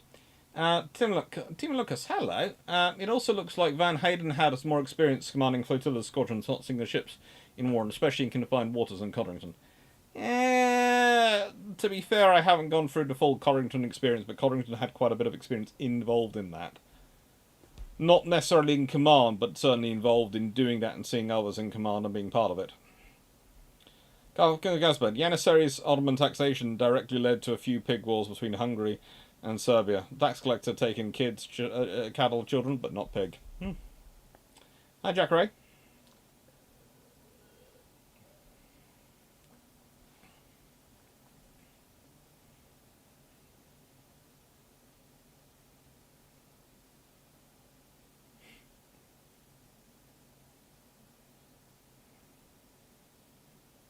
And I said, Aisha Alvin, what about Bulwark? Wasn't available this time to come along.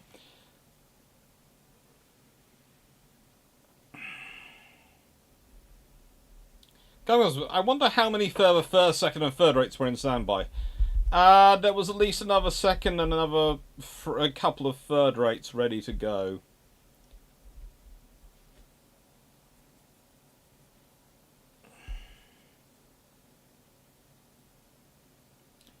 Vision, Purser Peter Paul for Buggins, Commander HMS Hind.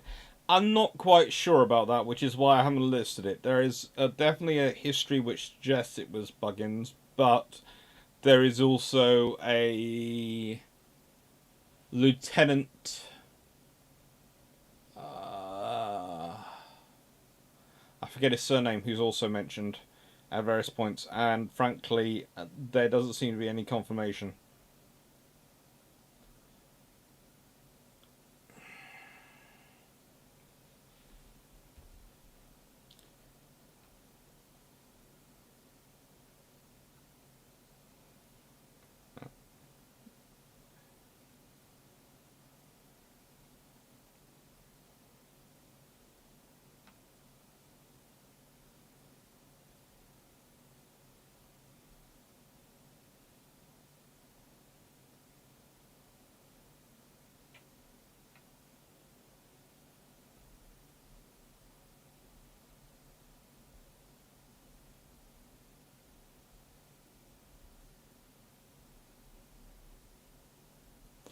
No, sorry, a first-rate ship line is overkill here, right? Basically, it would be a lot of expense to activate.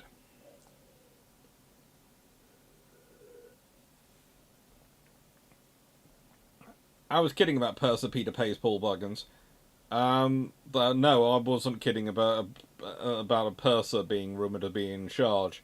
I couldn't remember his surname either. And you didn't put in the pay, so I was sort of going, well, Peter Paul Buggins could be in it. It's going to sound strange. There is a purser in command who I did think it was a B name. Was it? You might have been right on the Buggins thing. I don't know. But no, there is a B name. There is a lieutenant, a purser with a B surname, and a lieutenant with an S surname, who are both different accounts put as being in charge. And frankly, I can't find anything really definitive.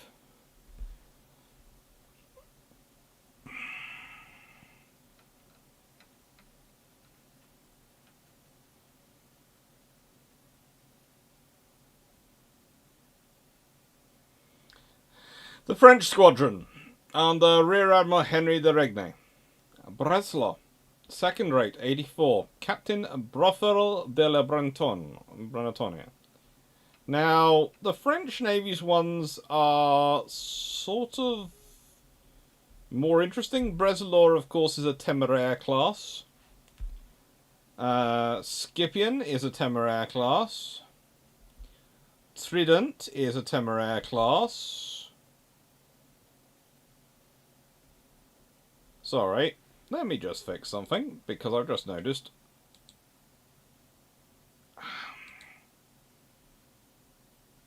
Ba-da-da.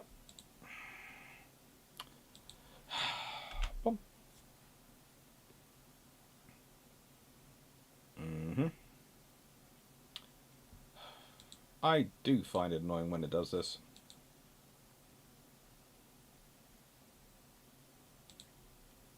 You fix one thing, you create all sorts of problems that then go into other things. Thank you. Thank you. Refresh. Da-da-da-da-da. There we go. Right now. And Serene is a first-rank frigate. Armande is a second-rank frigate. And Alcyone, a schooner. And Daphne, a schooner.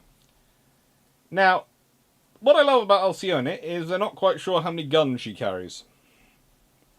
It's always cute when someone's not quite sure how many guns a ship's carrying. Hey-ho.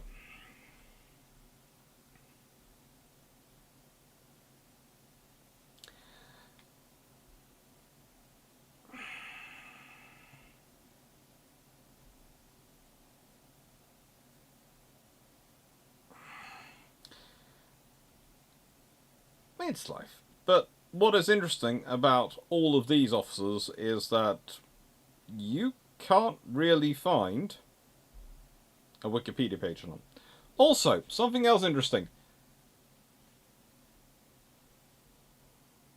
The Admiral, the Contra-Admiral, Henry de Regnae, is sitting on the 60-gun frigate, the first-rank frigate, which is an interesting ship.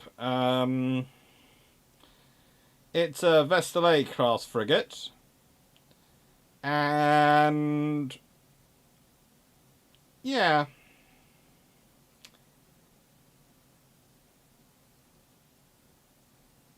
it's his flagship, it's his ship of choice, but it is kind of interesting that he feels more happy on the frigate than he does on the third rates.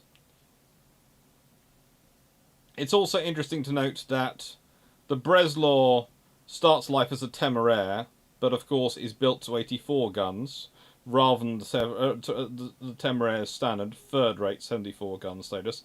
Scipion is also built to 80 guns, but maintains herself as a third rate. And so you've got 3 Temeraire class, but one is built to 84 guns, so it's built as a second rate, and the other 2 are built as variations on the third rate.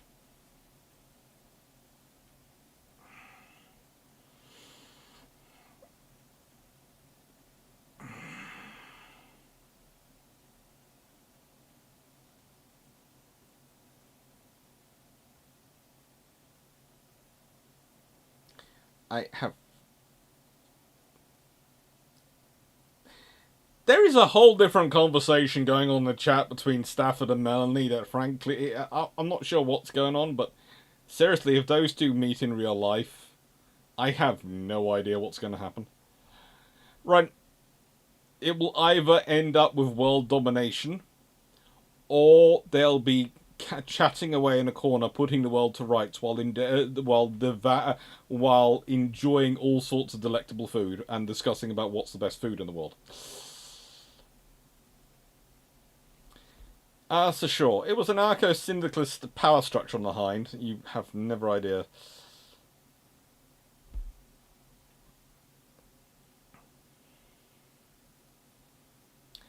Go back. Ring commanded from a frigate, not a ship of the line. Basically, he felt happier with the frigates, which were his normal commands, than he did with the ships of the line.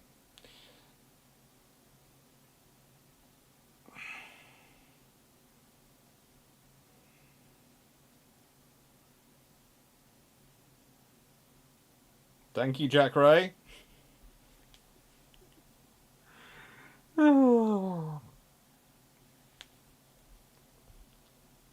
Please note, YouTube are obsessed with people becoming members, and so thank you, Jack Ray.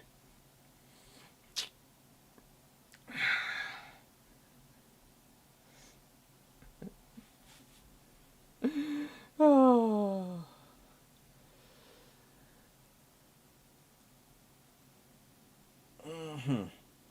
Kurt, it might be similar to Fisher preferring a smaller but faster ship as flagship to help running errands or getting places without weakening the squadron's firepower as much. It was, you could argue it was that, but also it was a status thing. He really wasn't good with the bigger ships of the line. He wasn't used to them, and he worried about it. Fabian Simon. Apparently, but when so appalled with the state of free ships line sent, he decided to stay in the frigate. Apparently, the French ships line weren't in great shape. No, that is also true. They were not great, but they were also interesting from a morale point of view. And I think it's interesting enough. Both Codrington, he makes a great thing about their state and their quality. Codrington and Van Hayden both are more, how do I put this politely, are more inclined to, how do I put this politely, let's put it this way. Codrington and Van Hayden both think the reason he's not in one of the ships of the line is because he's so not capable of commanding a ship and large ship that if he's on a larger ship, he would run it aground.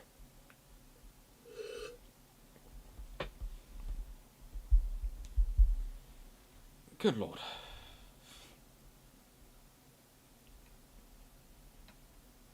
Yes, you do get a lot of emojis, and I would say as members, which Jack Ray has helpfully given out to people, and as well as the emojis, the more actually members there are, the more emojis I get to produce. So there is actually a new emoji wandering around. There is a victory cannon emoji, which I put together due to the last set of GIFs he provided, which I thought you would all enjoy because, well, it seemed appropriate for this channel, for this video. That's short. That's a low level of trust from his colleagues.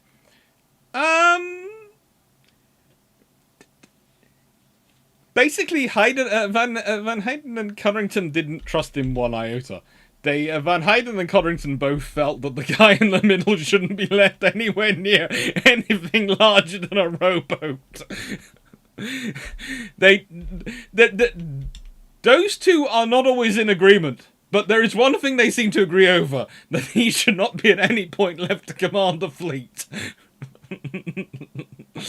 Basically, there is one constant. If we are doing anything, we do not leave him in charge.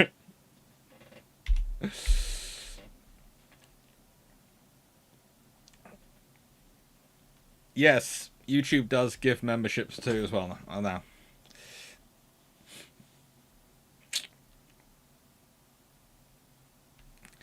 Gogpei, I think Don Juan and Commander Lepanto from small galleys had a larger one as well. Yes, which was probably sensible in his case, but in the case of Henry de Regne, there is ample evidence to suggest that. Well, let's put it this way: the other one you want to look up is oh, what's the name? Thomas Fellows. Okay, one of the interesting things he does do. Oh, where is it?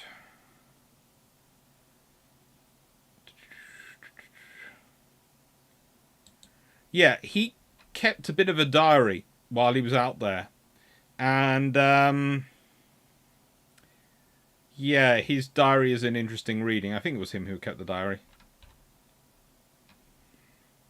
And, of course, he'd originally been born in Mallorca.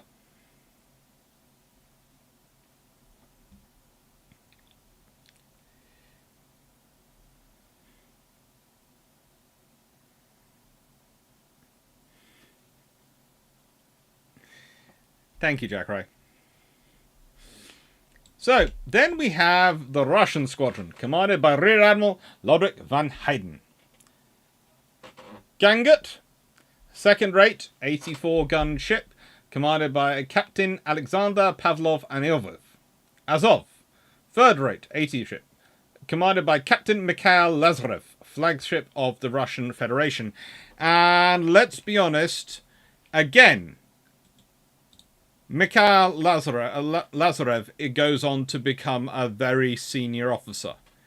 He goes on to become a rear admiral himself. He dies in Vienna in 1851, age 62. But he has a career as an explorer. He's already circumnavigated the globe in between 1813 and 1816 already.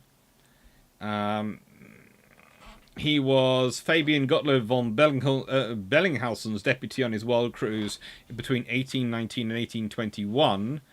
So you couldn't have asked for a more experienced officer. In 1822 to 1825, he circumnavigated the globe for a third time on his frigate when he was in command, the Krezia. So, yeah.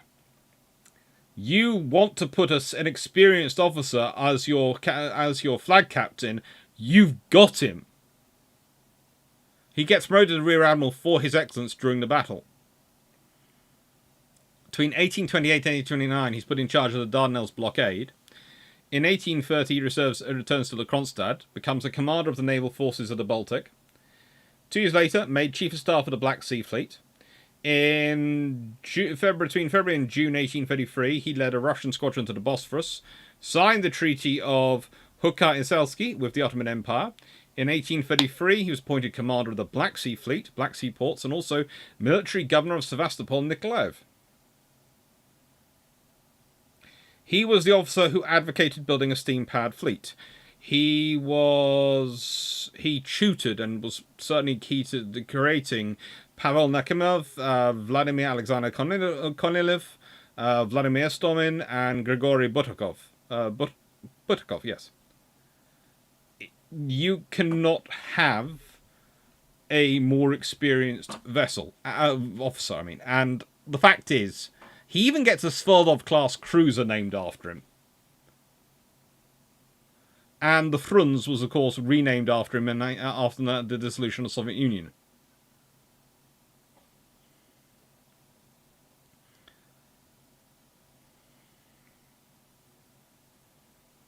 So, yeah. Very experienced officer as his captain. Ezekiel? Third rate.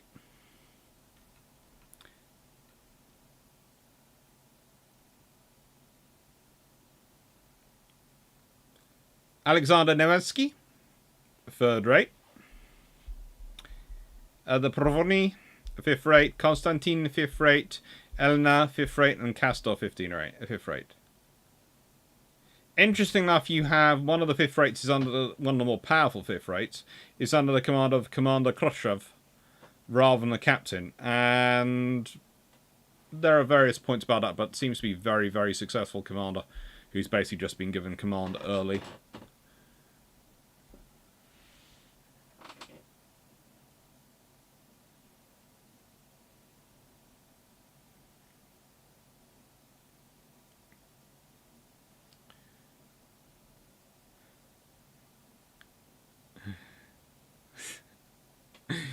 Savile, if Melanie and 1640 and you meet up, I think we'll need a boat so I can barbecue and she can teach me how to scuba dive. That sounds like something which you'd enjoy. And yes, thank you, Jack Ray, for being so generous.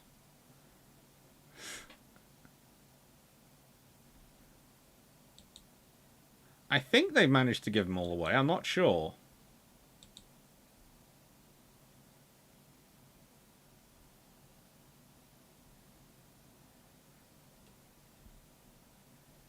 I'd have to go check my members.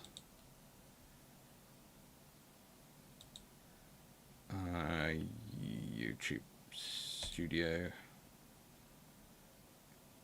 Well, let's see my member. Let's go to... Where is it? It's in that section. Memberships. Well, I've got 55 members. I've had 6 cancellations in the last 30 days.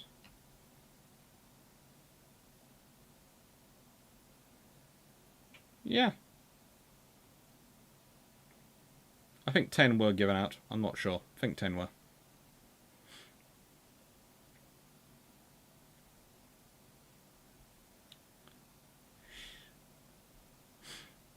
What's interesting about YouTube is that they really do, I have to say, the membership money is kind of interesting versus the super chat. Super chats and membership are the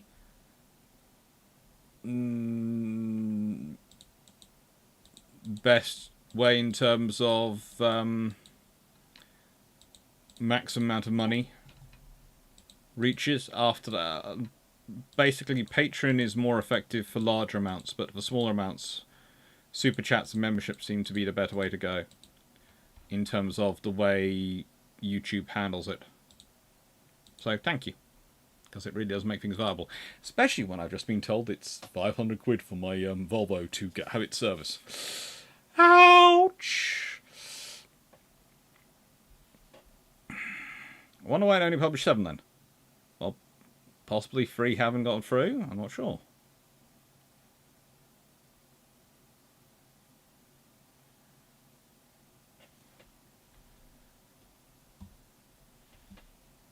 Hello, Leslie Mitchell. Oh, you've been at Western Approaches Museum. That'll be fun.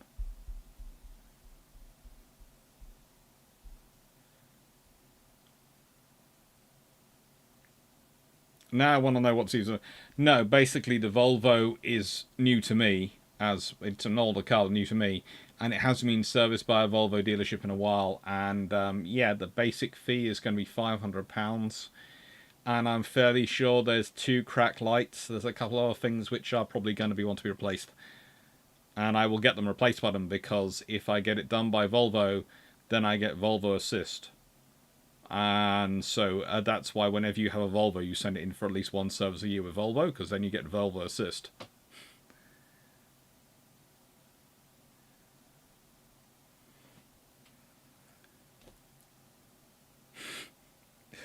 So, yeah, these are some other experienced and good officers. So you do have a sort of scenario going on here where you would probably expect this to be one of the more experienced forces here. But actually, the 2 experienced ones are...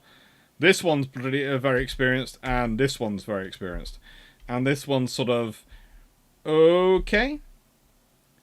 And again, it's no surprise that the Russians have brought a second rate and 3 third rates. The British have bought a second rate and 2 third rates. And the French have bought a second rate and 2 third rates. So there is some equality going on here. The British would probably have liked another third rate just to make sure that they had equality with the Russians. What's the assist? Assist. A Volvo Assistant is basically the Volvo version of the AA. But they are very, very good. And how do I put this politely? They will turn up anywhere and fix your car and get your car to safety and give you a cover car and all sorts of things if it's through Volvo Assistance. So, yeah, Volvo Assistance is very, very useful. So you do the dealership because they give you things other than that, and it's good for guaranteeing the car. And plus, this is going to sound strange. My first service whenever I buy a car, I take it to a dealership to get it done. Just to make sure everything's in tip-top. I might not do it afterwards, but for the first one, it always goes to a dealership.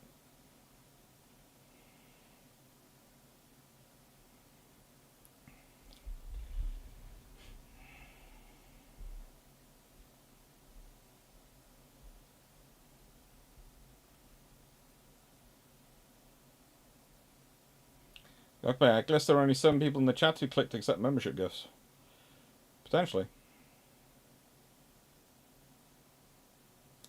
Sure, because the British wanted to be equal to the Russians or bigger than the French.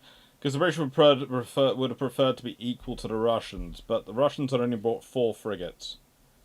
And the British brought... Well, the British had brought with them 4 frigates and 5 other ships, so... Yeah, the British technically could go, we brought more power in other ways. So, it's a good force.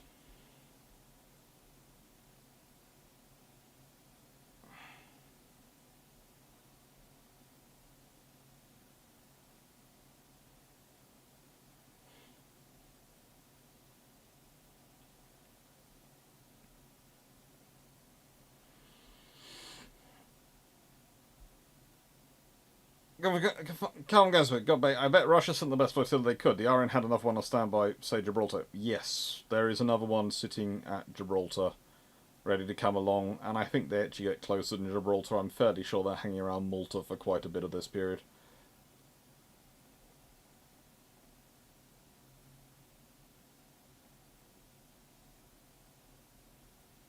I think possibly you hit that's right, Stafford. Some already had membership. Basically, for me, please note this from my perspective, when I'm looking at it, the greens are people who are members, blues are people who are admins, and everyone else is grey. And it allows me to really see who's what to an extent. And actually, to an extent, I kind of like it when it's a mixture of the 3 colours, because that helps my dyslexia keep track of which one I'm talking to at the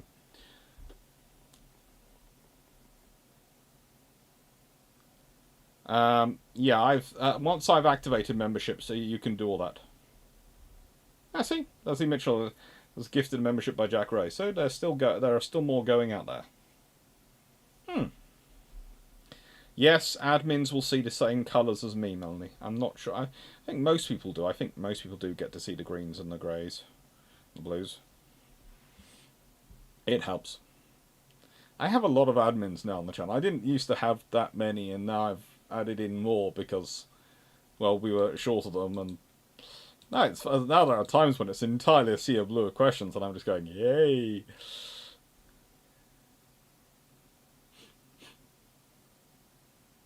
Right, so they are, of course, not the only navy there, and they're not even the most confusing navy there, because...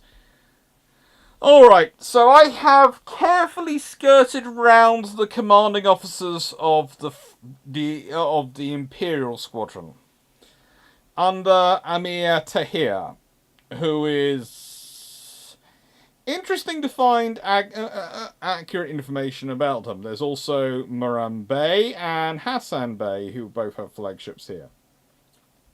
Now, there is the Guaran, which is a 3rd rate, but I would say would be a 2nd rate with 84 guns, but apparently is considered a 3rd rate by some.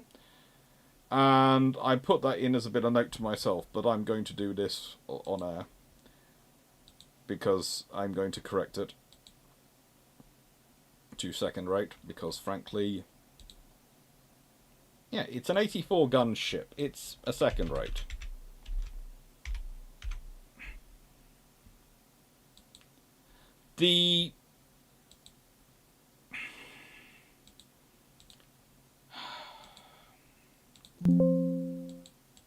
There are certainly some interesting things which go on with the Ottomans.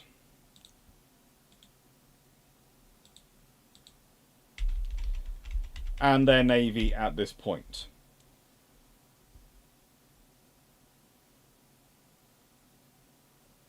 The Fatmi Bari, a third-rate 74 ship, is also listed as being a flagship, but we're not sure who's aboard her. We don't know. It could well be another admiral, but we're not quite sure. Then we have the Bourgie Safa, which is also third-rate. Then we have double-decked frigates, which the rest of us might call fourth-rates. Because it's a 64-gun, Fayez Nasafat.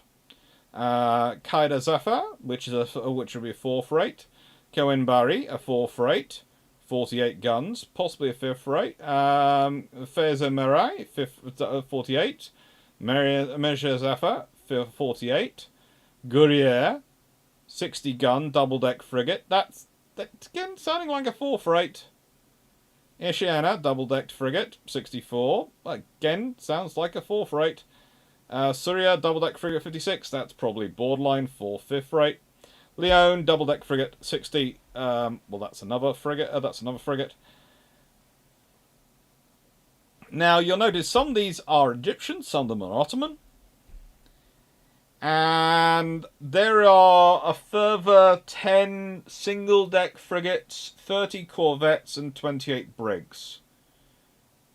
Between them, the brigs and corvettes were supposedly carried roughly 1,100 guns. And this all comes courtesy of James's Naval History of Great Britain, 1837, Volume 6. Page 476 to 89, which is helpfully cited in, which is easily found if you go to the bottom of the Wikipedia page. You find a reference there, but you can actually go and find that actual source if you go and hunt for it in Google. And I did manage to find a PDF with a couple of pages on there which covered it then. Now, we think the rough Ottoman force was Captain Bay's squadron from Alexandria, had 2 ships of the line and 5 frigates and 12 corvettes in it.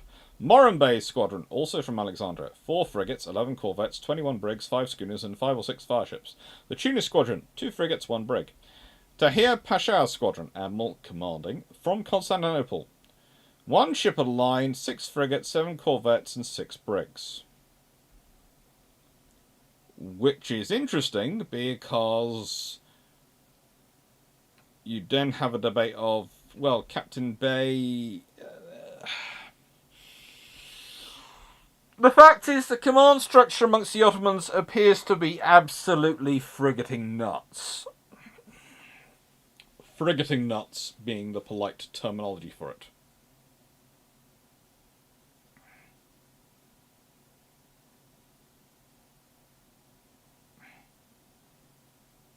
Clarke, even when you're not a member, you can see the grey, green, blue of normal member moderator. Oh, cool.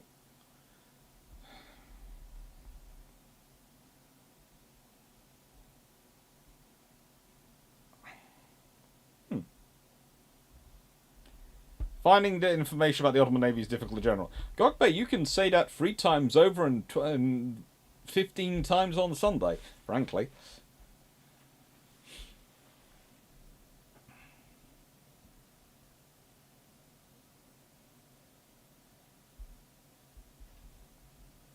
Yeah, I do realise that Wiki says it's a third rate. So do 2 other sources, but it's an 84-gun ship, which they all agree. So I make that a second rate. So that's what I'm going to call it. It might be. It's considered a third rate. This is going to sound strange. First rate, second rates tended to have 3 decks.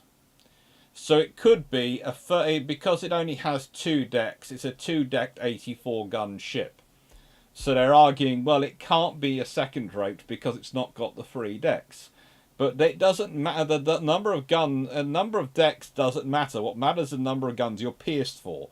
So if you're pierced for 84 guns, you're carrying 84 guns, you're a second rate.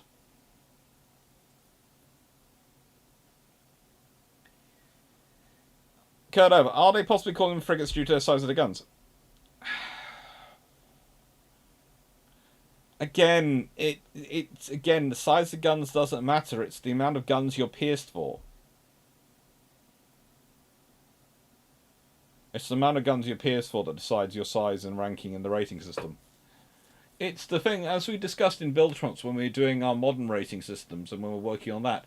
It doesn't really matter what you look like in terms of your deck of this, that, and the other. What matters is the number of VLS cells you have.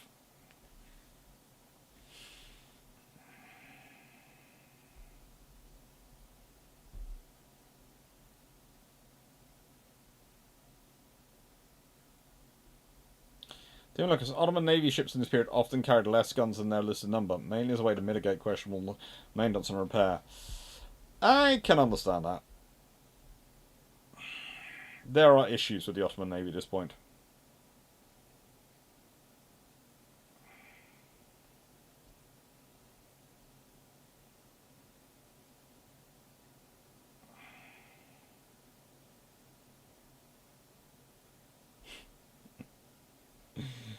Oh. Howdy, Glenn Stewart. Ah, Dunrick. Oh. So, yeah, it's, honestly, I think it's charitable to even ascribe the Ottoman fleet a command structure. Actually ascribing them a command structure is a fun thing to do.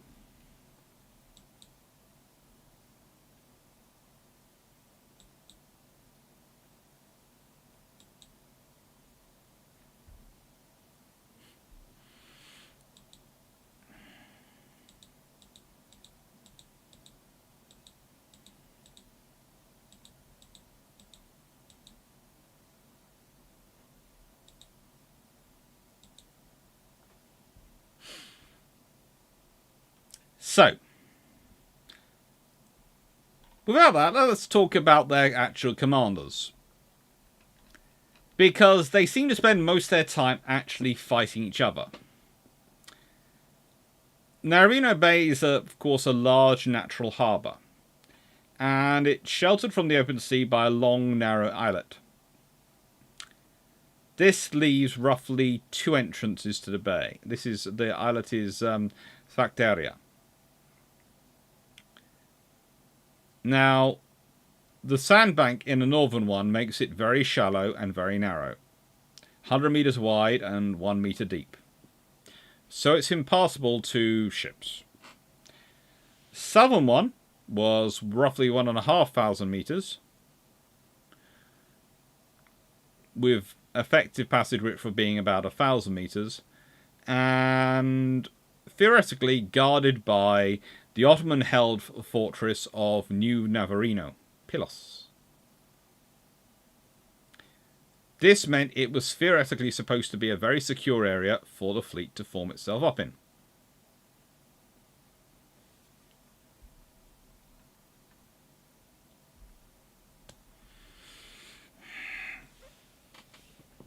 Now,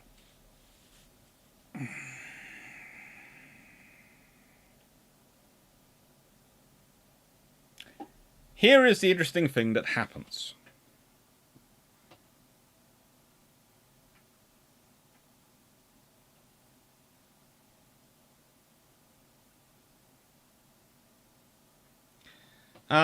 Clarke has a single shot ESSM or cam farm on 24 single tubes, therefore rates more than 8 cell Mark 41, which can be loaded with 32 ESSMs. Happens. True. But again, I would say go have a listen to the to the discussions on bilge pumps. We've basically gone through all that and tried to explain it all. Nice thing, the British did not invent fire ships. Their fire ships have been around a longer time than the Royal Navy's existed. They use them a lot, but they haven't invented them.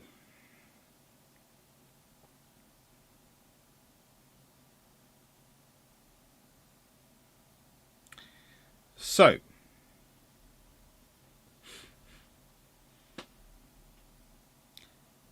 basically, Codrington arrives with his squadron on the 12th of September. On 25th September, he finally managed to have a talk with Ibrahim Pasha and the Ottoman Admiral, who he describes as Amir Tahir.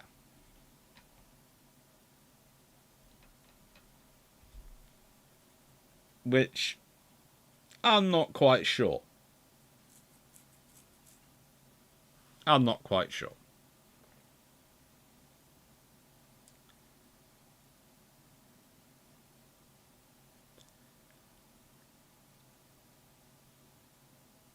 But Codrington extracts verbal promises they would cease offensive operations by land and sea.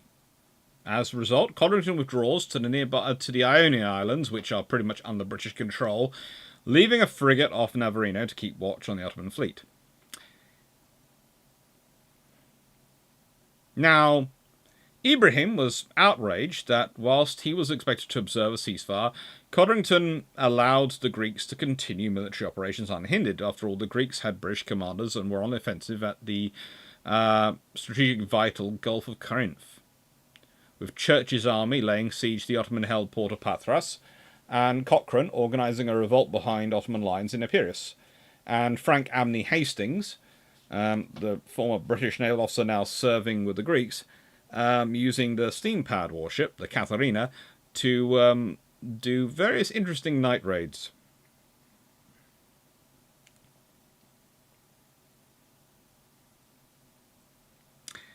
The problem for Codrington was that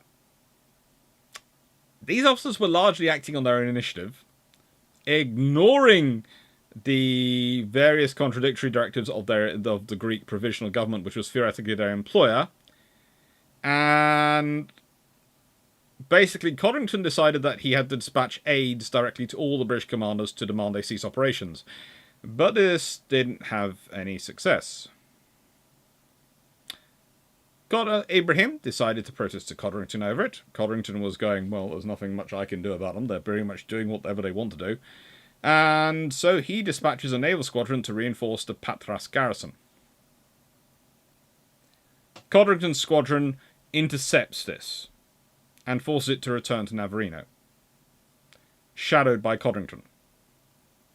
Ibrahim sets out again, leading the squadron in person. Using the darkness, he managed to succeed in slipping past the British picket ship. But he's prevented from going any further because of a strong headwind. Therefore, they anchored in the lee of Cape Papas and planned to wait out the storm, which allowed the British to catch up. And therefore, Codrington fires a series of warning broadsides, and Ibrahim decides to turn back. At this point, Ibrahim, of course, is continuing his scorched earth policy. It makes sense for him. And Ibrahim, it doesn't matter who is listed in command or who does what. The only point of command structure which they join together is Ibrahim. So if Ibrahim Pasha is there, he's in charge. At this point, the fires of the burning villages and fields were visible to the Allied ships standing offshore. And there were landing parties being sent ashore by the ships, reporting that the population of Messina was close to mass starvation. On the 13th of October, Codrington is joined by the French and the Russian squadrons. On the 18th of October, Codrington tries to contact Ibrahim Pasha again. This fails. So he has a discussion with his Allied colleagues. And they decide to enter Navarino Bay, anchor their ships face to face with the Ottoman Egyptian fleet. Their reasoning was simple. With winter approaching, it would be impractical to maintain an effective blockade on Navarino. And the population of Peloponnese would have been wiped out if they should leave. Codrington's official statement was that he was going in with no intention to engage in battle, but only to make a show of force to induce the Ottomans to respect the armistice and assist from atrocities against the civilian population.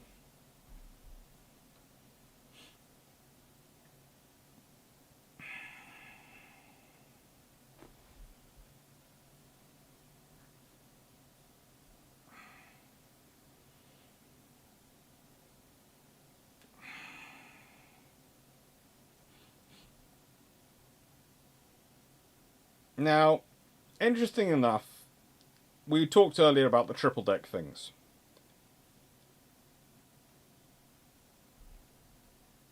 And whether they were triple deck or twin deck.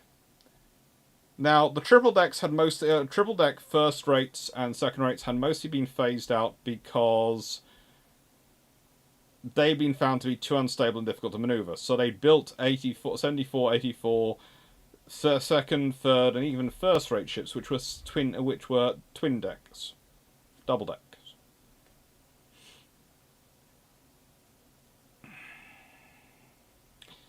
Gun calibers have been upgraded. So Napoleonic Fame class have been equipped with 32 panels on the main deck and 18 panels on the upper deck. 9 and 12 panels on the superstructures. That's the quarter deck and forecastle. But this period, the guns were now all 24 or 32 pounders, with some 68 pounder carronades in the superstructures. Frigates were either double deckers of 50 to 60 guns by this period, or single deckers with 24 to 44 guns. Many of the Allied ships, though, were still, of course, veterans of the Napoleonic era. The Canopus class vessel, HMS Asia, which was Codrington's flagship, and Genoa, which was a former French 74, were post-Napoleonic, 1816 and 1824.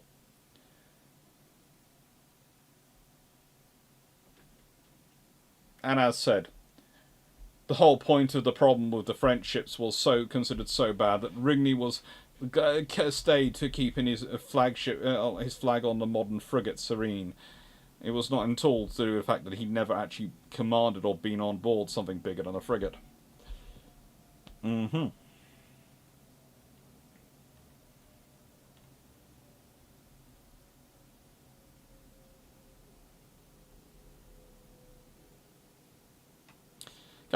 True, but Ras-Age ships often could safely crush higher-rated frigates due to their higher broadside weight and hull thickness. Yep.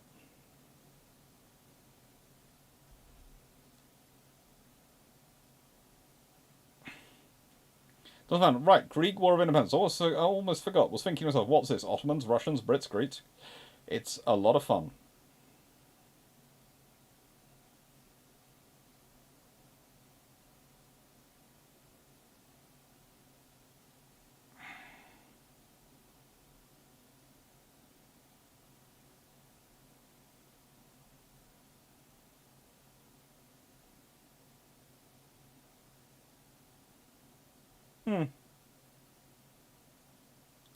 After all, how do you guys cope with the insufferable levels of ads?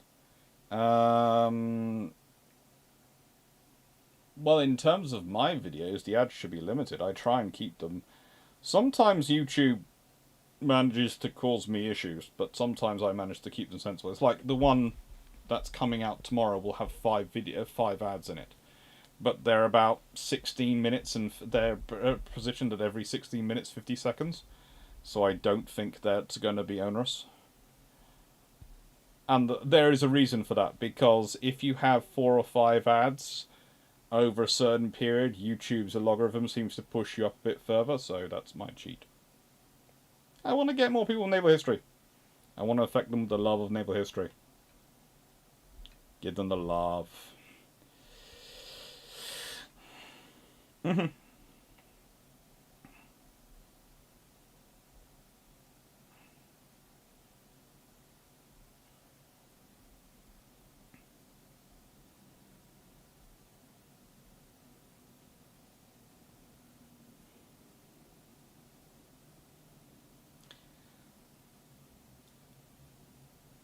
Now, theoretically at Navarino, you have the Allies bringing 22 ships with 1,200 and something guns, against the Ottomans with theoretically 78 ships and nearly 2,200 guns.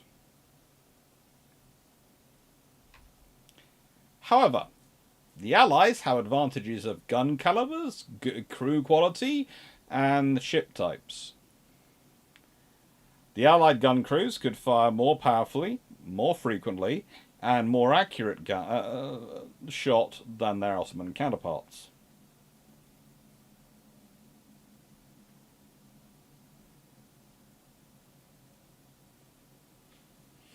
There is a reason for this. The Ottoman-Egyptian fleet was a fleet structured around control, around presence. The Allied fleet was, let's be honest, a war fleet. It was a war fleet. It was not about... If you looked at it, compared the Ottoman fleets to the fleet which the British had employed off Portugal and Spain, supporting operations in the Iberian Peninsula, you'd find a lot of similarities going on. But the fleet which is coming to fight them is the equivalent of sending the battle fleets that have fought at Trafalgar to go and engage such a fleet. It's not designed for it. It's not orientated around it. So it's at a disadvantage. The Napoleonic Wars, remember, had only ended roughly 12 years before. And therefore there are large numbers of NCOs, officers, etc., in the British fleet, especially the French fleet and the Russian fleet, who had extensive experience. The Ottoman crews were impressed, and some were even found to be convicts, Greek prisoners, or other involuntary recruits who were actually shackled at their posts, which is a terrible thing to have. Remember, how many times have I ranted about how Hollywood depicting the idea that they use slaves to row galleys in war is absolutely absurd. Even in peace, it's a bit stupid. Because you're going to need so many oarsmen and they have to be so well trained. You can't start going, well, I'm going to starve my galley slaves. Well, that's like saying, I'm going to not put fuel in my engine and expect it to drive for me. There's no real sense to that. So oarsmen have to be well trained, which makes them expensive if they're slaves, and well fed, which makes them dangerous if they're slaves.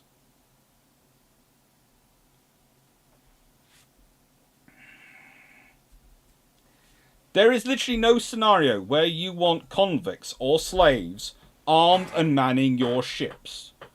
And even if they're not armed, strong and on your ships in wartime is not a good scenario. Because, let's put it this way, if I'm a boarding force and I board a ship which is crewed by a load of galley slaves who have to be fed, who spend their whole day working out by doing all this, and so build up quite a lot of muscle strength, etc., and fitness, and, you know, I need to get reinforcements for my fight, smash some chains.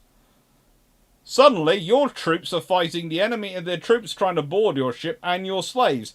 You're not in a good scenario. Whereas, think about it conversely. If they're not slaves, and your ship gets boarded, yes, I only have this many troops. But also, these really big hulking people who are the oarsmen will probably pick up something and thwack an enemy soldier over the head. They'll actually fight for me. Which do I want on my ship?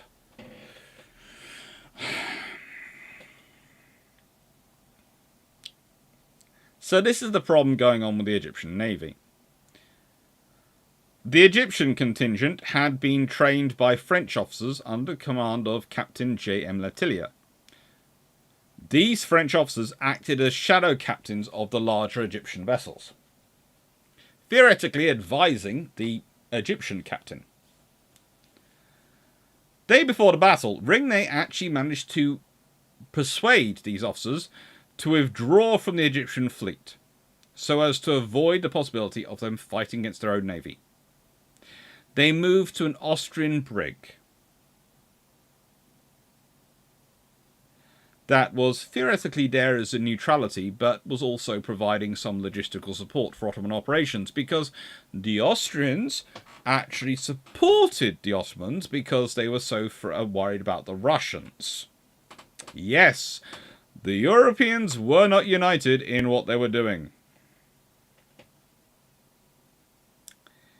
This meant a load of Egyptian officers who were basically relying on the French ones to tell them what to do were suddenly stuck.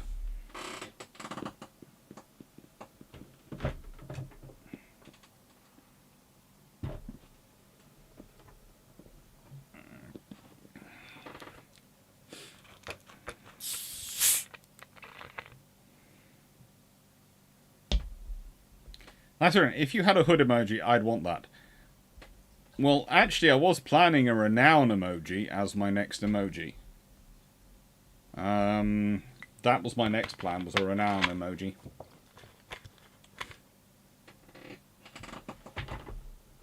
Mainly because I'm trying to put together as well as doing all sorts of things, I'm trying to put together a thing on her.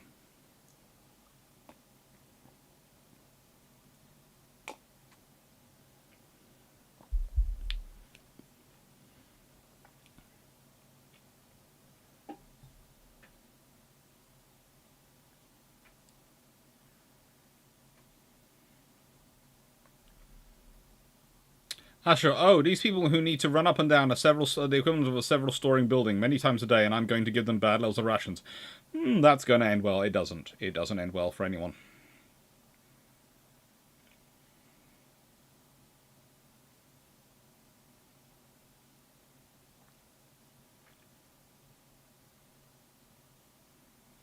I'm not sure, but I recall that Greco-Roman rowers usually were quite high up in their respective societies, the reason being quite simply motivation. Also, they were paid well.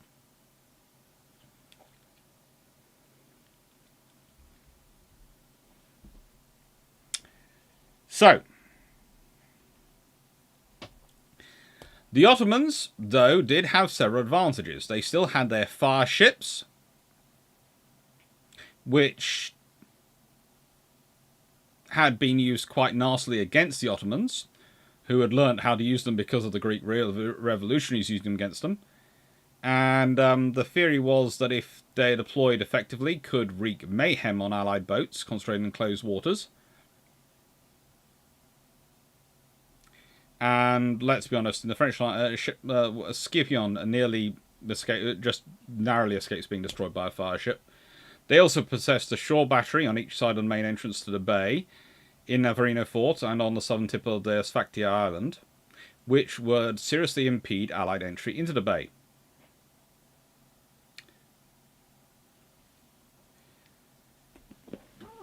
Now, there are two views you can take on Codrington, and these are the options. Your option is, one, he believed the Ottomans did not want to start a shooting war with the British, the French, and the Russians, and so wouldn't fire on him when he entered the bay. Option 2, he hoped they would fire on him because that would start a shooting war between the English, the French, the Russians, and the Ottomans, and would actually make his job easier. Now, before he left, Letellier had helpfully suggested that the Ottoman Egyptian fleet anchor in a horseshoe formation in 3 lines, extending from Navarino Fort to the southern tip of Sfactia Island, and in sort of this lovely elaborate defensive plan. This had been proposed by Letellier, of course, the French officer, who had been their senior advisor. The front line was to consist of ships of the line and the large frigates, the second line containing the remaining frigates and larger corvettes, the third consisting of the remaining smaller vessels. The idea was the smaller vessels could fire through the gaps in the front line whilst being protected by larger ships from the Allied attack. Now let's start in the ways why that will not work. Why is that not a sensible idea to do? Is it because the world that the water does not behave well like land does? That it moves up and down? That your ship will be moving up and down?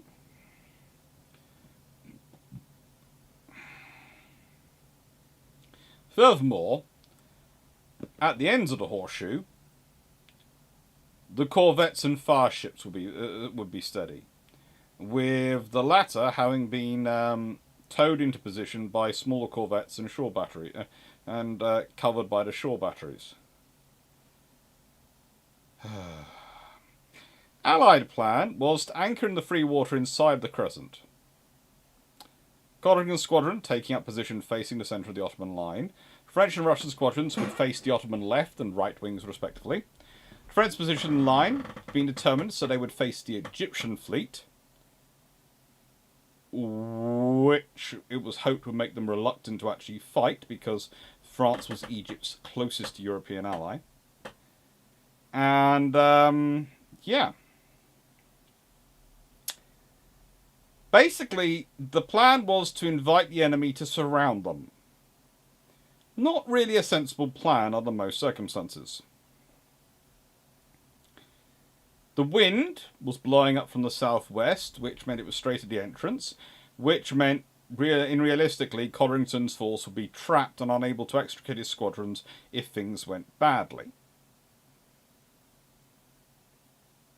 Now, you can say this plan shows total tactical confidence in a tactical superiority of themselves and their vessels, or alternatively, you can say it's the ultimate bluff, and it's the ultimate psychological move.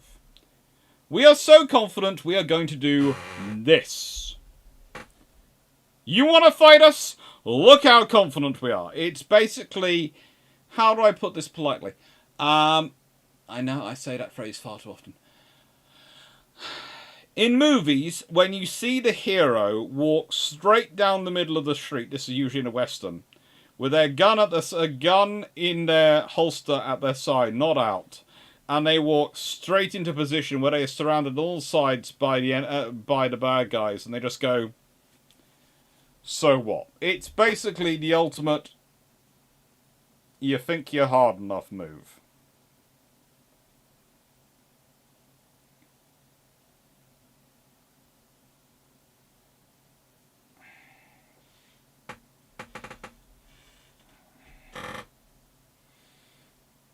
There were galley slaves, just preferably not in war vessels. That is why Admiral de Ruyter happens to have a monument in Hungary, far from the sea.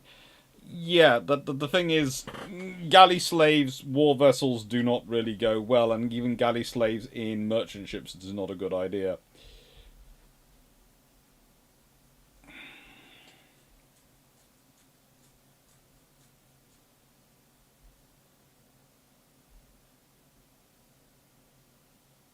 So final thought. Oh, this was a paid position, not like citizen soldiers, but a professional. Interesting development from all perspectives. Yes, oarsmen were paid and were trained. And scary. You didn't forget to pay them. If they rioted, you had troubles.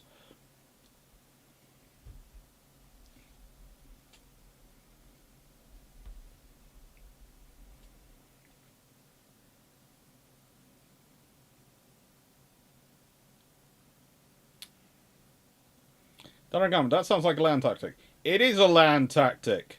It's also absurd.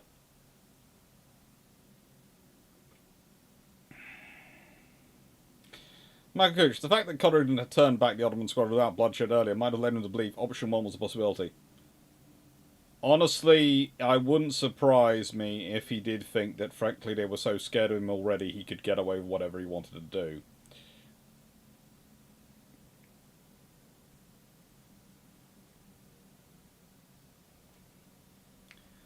That's good. Were the French officers helping the Ottoman fleet actually helping the Allied fleet? There is certainly an argument that this plan helps the Allied fleet.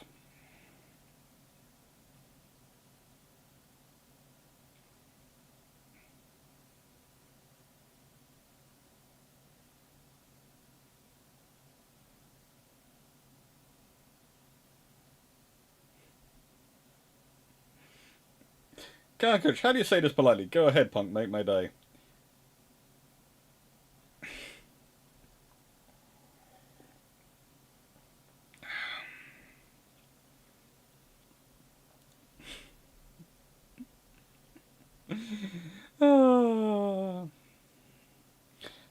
So basically, They were the first professional army. Cool. Didn't know they had these before. Marius's reforms of the Roman army. Oh yeah, the navy was very interesting. The navy were there. The Roman oarsmen were. You see, oarsmen could find work in peace and war because merchant ships needed oarsmen, and so did warships. And you paid them. And also remember, you have to train quite regularly if you're a warship crew. You have to reach a high level of training and skill. Because it's rowing, it's not just doing that, but it's doing that in combination with everyone else. And if you consider you've got 3 sets of oars, and you might have multiple people on each bank of oars, on each oar. So you could have 3 or 4 people up to 3 or 4 people on those oars. That makes a big difference. You know, we talk about the quinquerine as usually, and that's usually 5 rowers per bank on each side. So that's 2, 2, 1 on the oars. And that's your common that's your common ship. That's complicated. That's not going to be done. And the guy at the bottom is going to be especially strong because they're solo, and they have to keep pace with the pairs.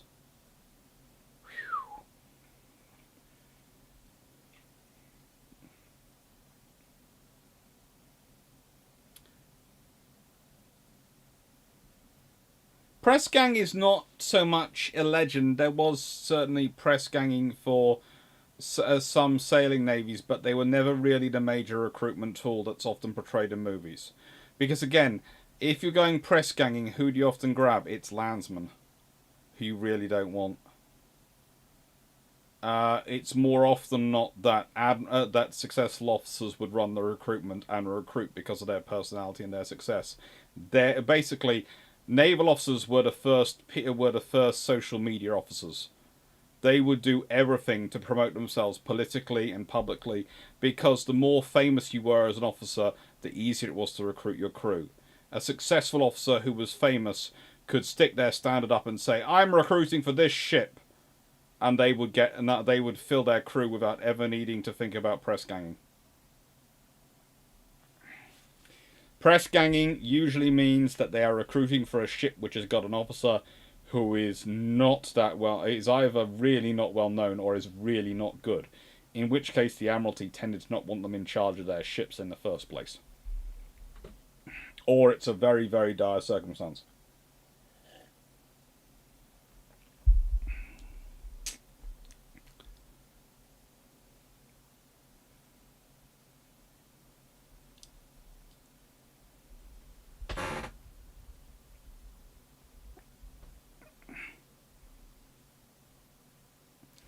Sorry, Mike, I would say the 2 options you presented for Codrington are not mutually exclusive.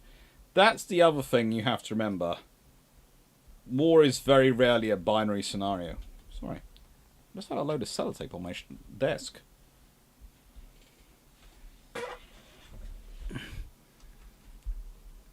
And I know I shouldn't be distracted and taking the sellotape off, but where did this come from? It's been on there for friggin' years. I haven't had sellotape that thin in years. Anyway.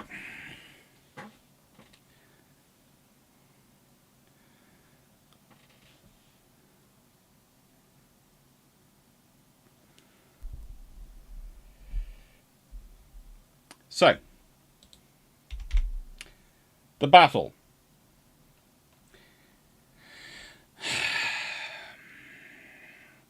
At 1:30 p.m. on 20th October 1827, Codrington signals the Allied fleet to prepare for action.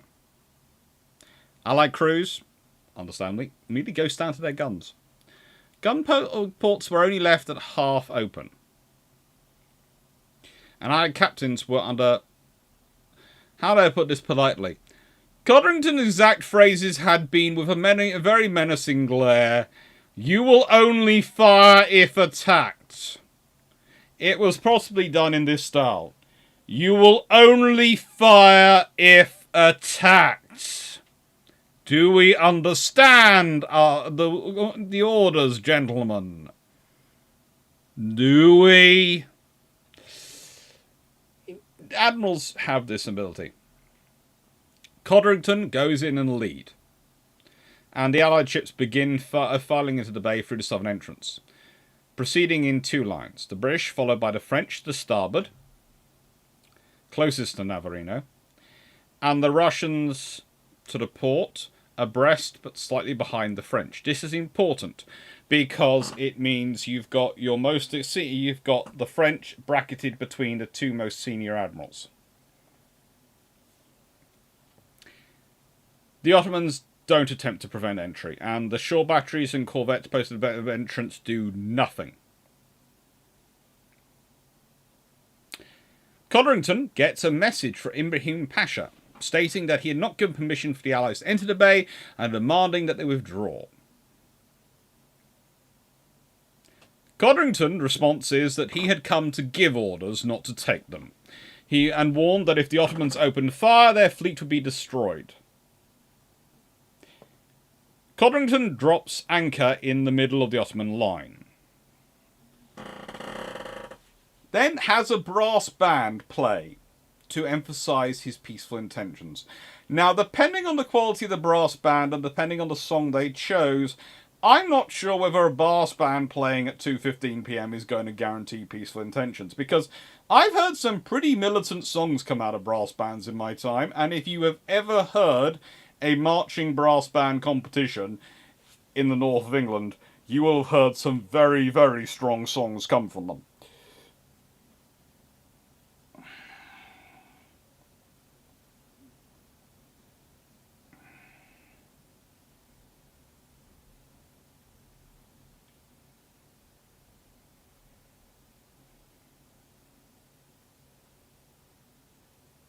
Janek, recruiting by famous officer comes back to alive now.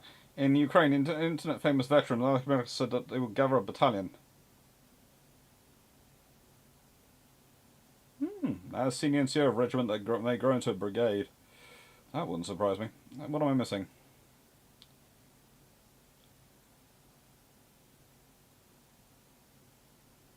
There's a lot of discussion going on about strength here. Yeah, there's a lot of fitness things. There is... You have to build up your fitness.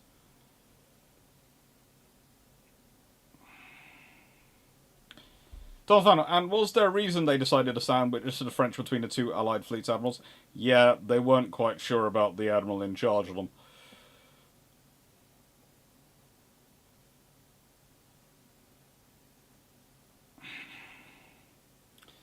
Was it accepted by Ottomans that the no rates fired on frigates and under if they were not fired upon in battle? That's a whole interesting debate, because under their battle plan they're supposed to fire on whatever's there. The whole idea was they were supposed to add their fire to the ship's line and the big frigates to make up for the fact that they were at a disadvantage in numbers. Yes, sure, Mac. It certainly is asserting dominance.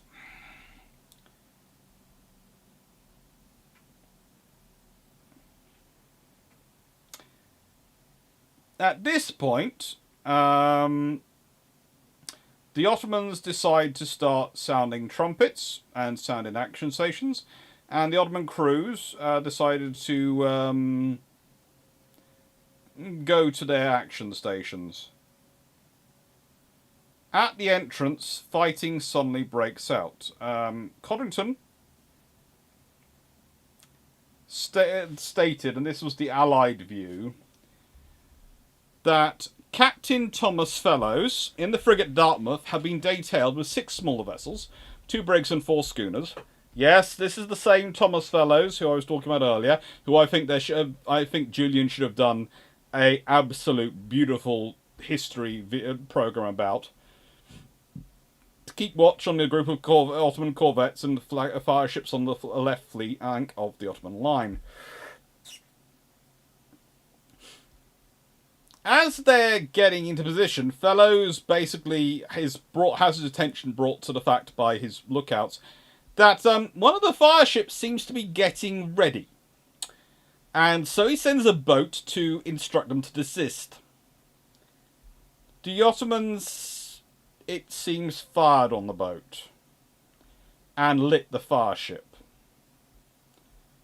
So Thomas sends a cutter that's one of the smaller vessels, to tow the fireship to a safe distance, but the Ottomans then fire on the cutter, inflicting casualties.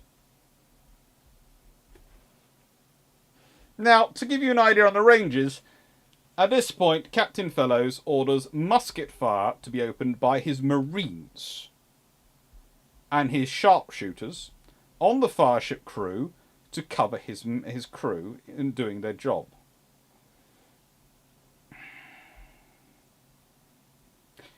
Now, to add to the situation, at this point, the Serene comes in. Yes, the French flagship. The frigate with an admiral aboard. Finally making an appearance.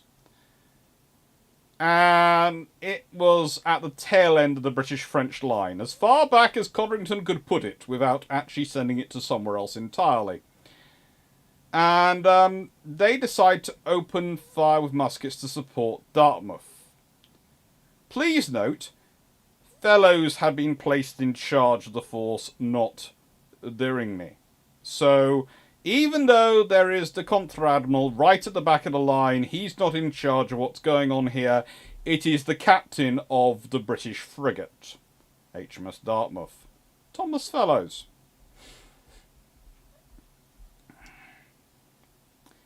At which point, an Ottoman corvette decides that it's going to fire at Serene with its cannon.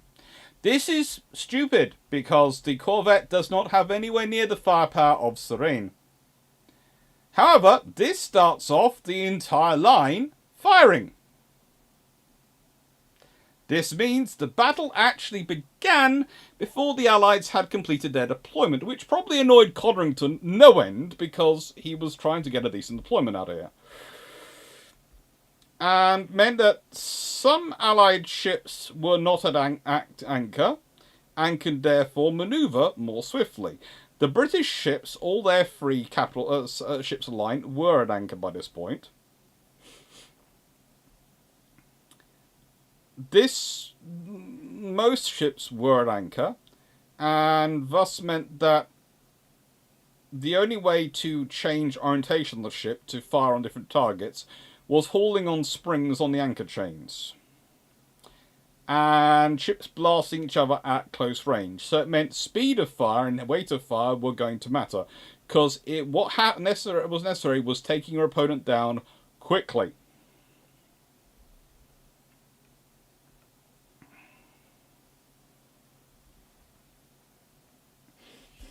Now, Scipio, which was actually coming in behind Serene, came under immediately intense attack by a combination of Egyptian frigates on both sides and the shore batteries and a fireship. The fireship was nearly fatal, as it jammed under the bowsprit.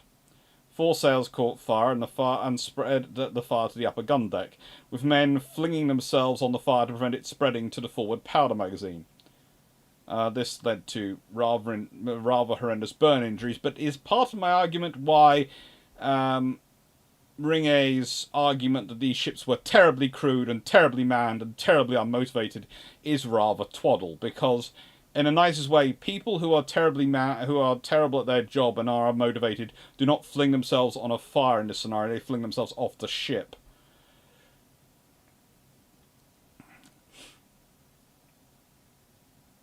The gunners, though, continued to fire on the attackers, and then Trident arrived, and she succeeded in attaching a tow line to the fireship, and with the assistance of Dartmouth, which thankfully Fellows had turned round and was sorting it out, and some British boats, managed to pull it clear.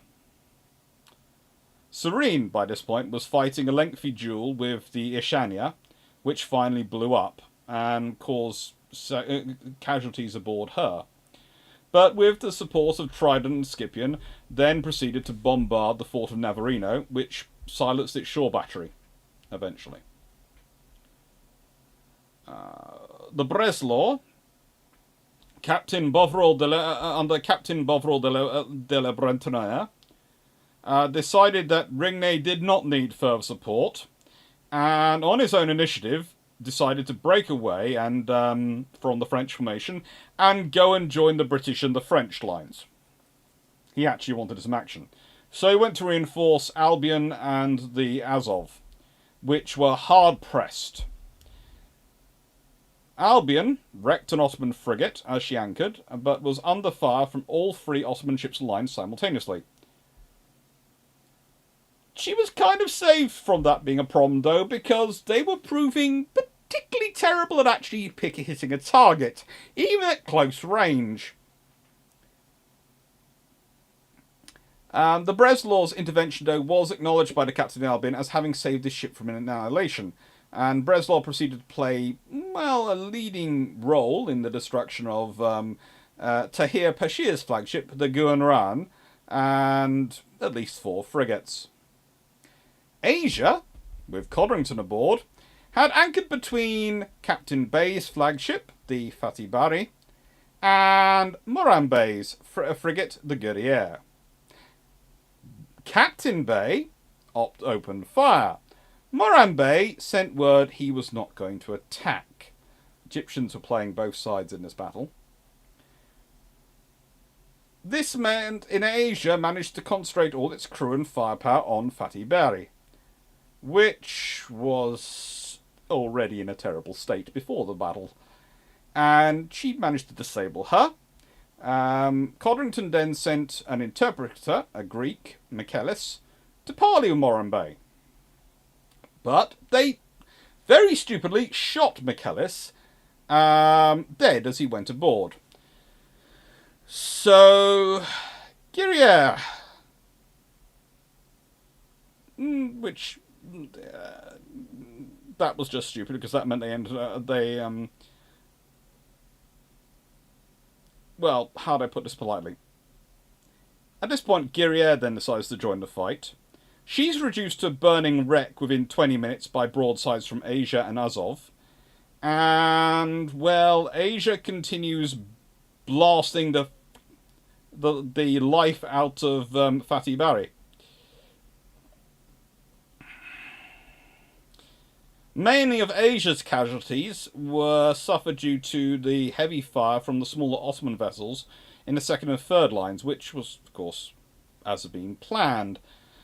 These vessels firing through the gaps in the front line. Codrington also, though, believed that some of the hits Asia took were from her sister Genoa, which was making some mistakes in its own firing. Now, Van Hayden's squadron were the last to take up station. This had been, of course, as planned. Their position at the end of the Ottoman crescent was the most exposed. And, well, this fighting was therefore far more intense. Azov managed to sink, disable 3 large frigates and a corvette, but took 150 free hits, several below the waterline. Armady and Talbot, some British frigates, had to face on the Ottoman right wing and the island shore battery unsupported. As the other 2 frigates were away and arriving later, they were basically off doing other jobs. Dartmouth, under Fellows, was basically off trying to run the French Navy. But they were saved from annihilation by the arrival of the Russian frigates coming to go, well, seems like you guys are divided with trying to run the French Navy and fight the battle. We're free at the moment, so charge! And then various of the smaller British and French vessels, the brigs and schooners, Alien and Daphne, and again, under the overall direction of Fellows aboard Dartmouth, were allotted to the vital task of preventing fireship attacks. When they completed this, and after all, not a single fireship struck a target during the battle, they decided then were led by Dartmouth further into the lines. You know those lines of fixed lines? Well, it turned out to not be a good position to be in a corvette when a heavy frigate and a load of cutters and other brigs and sloops get led into the middle of you by, again, a gentleman called Thomas Fellows going, "I see you're all waiting for me," in a very British accent. He was very happy.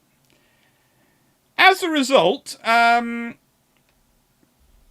By about 4 p.m., all of the Ottoman ships of the line and most of their large frigates on the first line were no more. The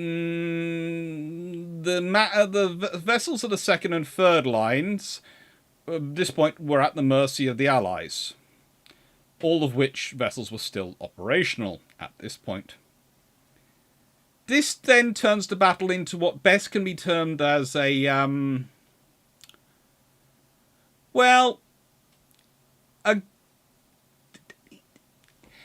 there are various phrases you can use, but the Navarino turkey shoot would not be too mistaken in this one. Codrington actually tried to order a ceasefire twice during it, but his signals were either invisible or ignored in the heat of battle, or frankly everyone was just enjoying shooting for the actual proper reasons. And so over the next 2 hours, the entire Ottoman fleet was actually destroyed. Codrington praised the bravery of the Ottoman crews, but 3/4 of the ship was sunk. Many of them were dismounted, but still afloat and repairable. Well, actually, how to put it, 3/4 were sunk. Many of those which were not, that were theoretically dismasted but still afloat and repairable, were actually blown up or set afire by their own crews. The idea being to prevent them falling into Allied hands. Not sure the Allies actually wanted any of them. And yeah, this led to their horrendous figures, basically, of casualties. Codrington compiled a list of casualties thanks to Letellier's approximations.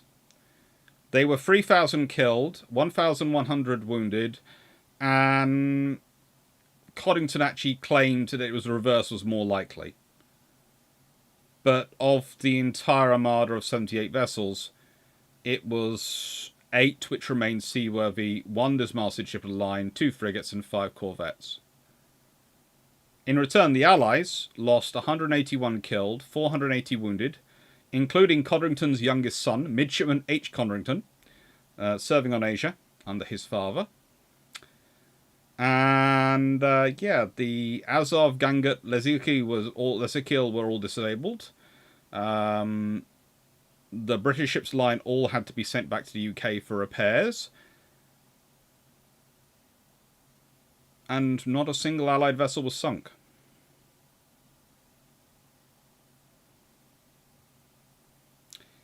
In the aftermath, with the news rushed out, well, the Greek population, unsurprisingly, were kind of ecstatic.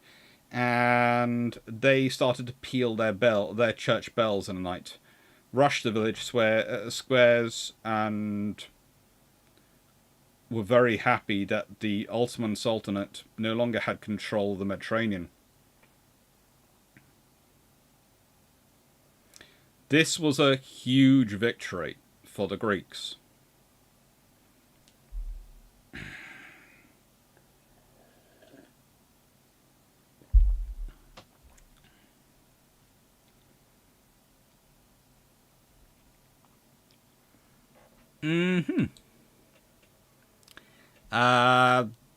Cosmos is what? That emoji is HMS Agincourt. Well, my version of what she would have looked like if they'd built the Queen Elizabeth version.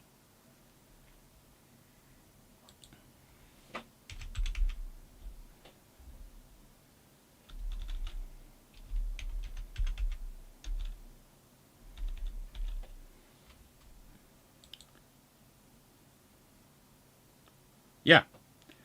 _ AC Navy Agincourt.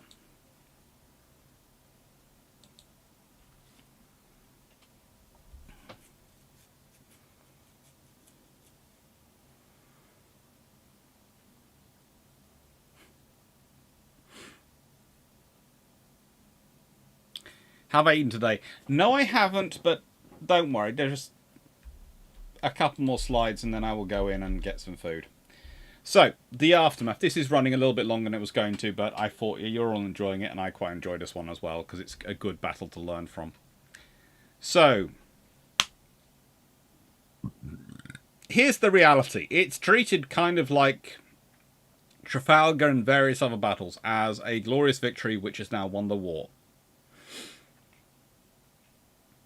However, at this point, the Sultan still had 40,000 troops in central and southern Greece. They were put in well-secured, well-provisioned fortresses mostly. Well, theoretically.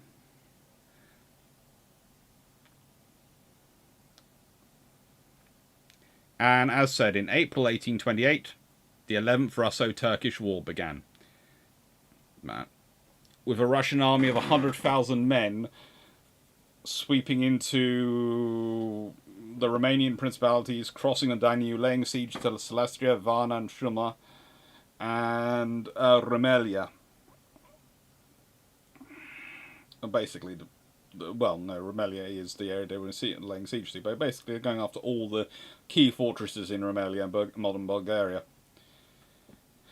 In August 1828, as said, Ali Pasha agreed to withdraw his forces from Peloponnese. This was after, Codrington went and had a conversation with him. Ibrahim initially refused to comply with his father's evacuation orders, but was persuaded by the point French troops landed in Navarino Bay, and also potentially Codrington offered to give his father a lift to go and see his own wayward son.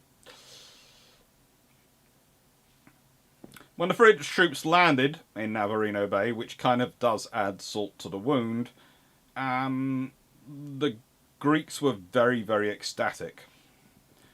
There is often a debate as why did the British not land troops? Well, that was quite simple. It was division of effort. The French were landing troops, so as the Russians didn't have an excuse to land troops in Greece, and the British were off having a conversation with Ali Pasha to talk about his wayward son. It was a choice. Do you want to land the troops, or do you want to go have a talk with the Pasha? At which point, basically the French went, have you seen the state our navy's in? You go have a talk with the Pasha, we'll send some troops. Besides, it's unlikely the Egyptian army will fight us because most of them have French officers in.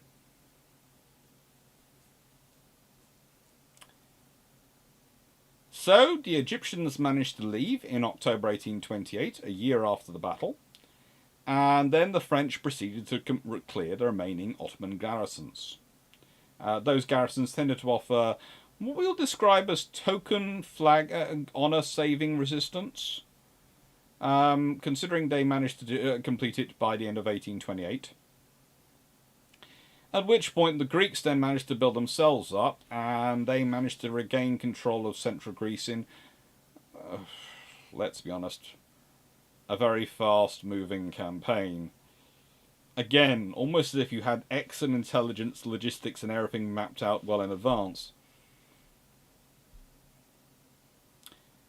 In September 1829,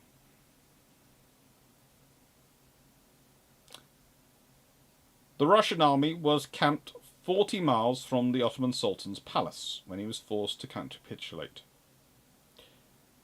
This was, of course, the Treaty of Andropol. He conceded all of the Russian demands, including acceptance of Greek autonomy as defined in the Treaty of London. This was put in as a sop because they were worried that the European powers were going to start turning on them. The Russians, that is.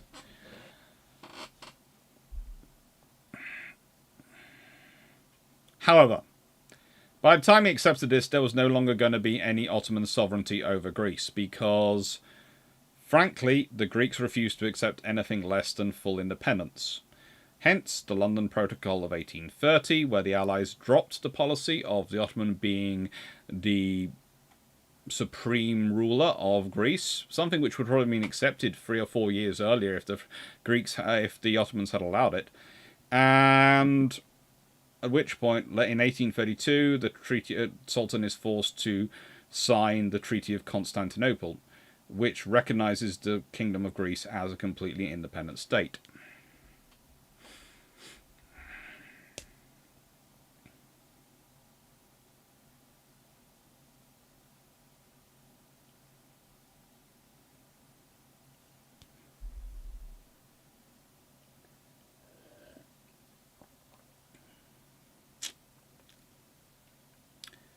The problem for Codrington begins and ends largely with the King George IV.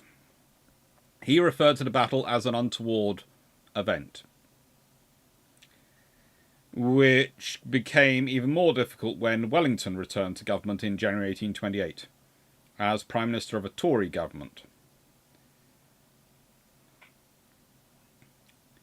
This meant that when the Tsar launches a war against the Ottomans, it's considered worse because he has now fundamentally weakened the Ottomans, so they're going to collapse in front of the Russians, which was, of course, what the British did not want, because the British didn't want the Russians coming into the Middle East and being able to get to maybe to Egypt or to India.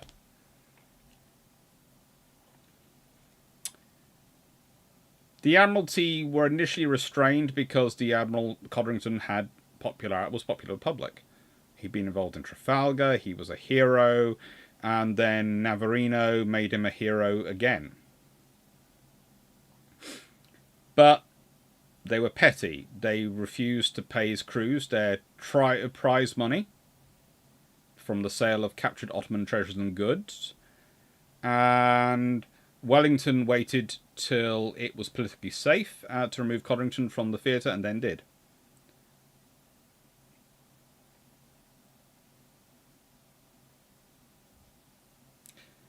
The king only gave him the honour of Grand Cross of the Bath because he felt that he had to, but it was considered a slight because it wasn't as high as it could be. If we consider the Grand Cross of the Bath, well, Knight Grand Cross of the Bath, technically, is the highest you can get in the Order of the Bath, but there are higher orders.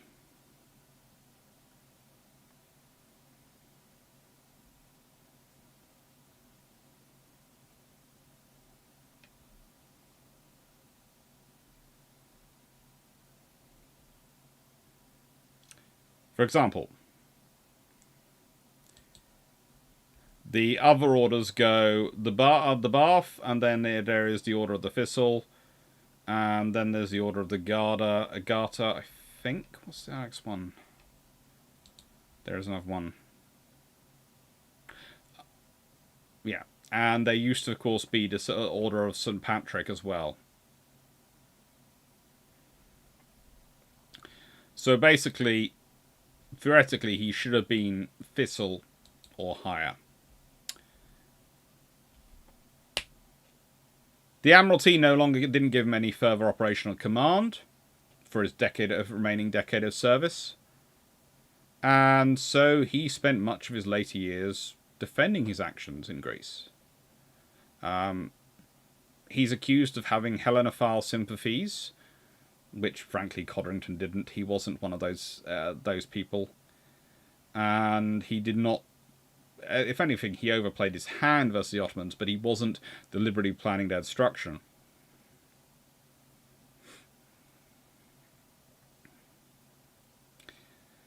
You have multiple evidence on this. You have the fact that Codrington clearly only orders his captors to engage if attacked.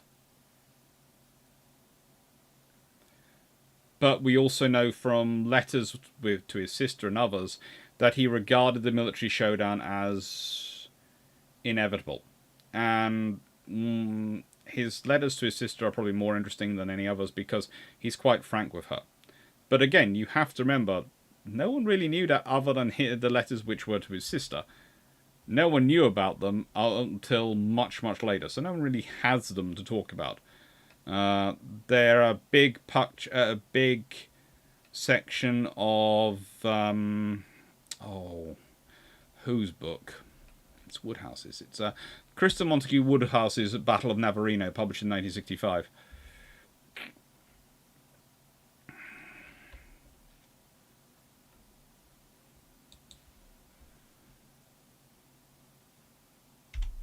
Summary.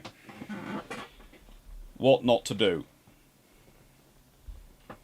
What not to do.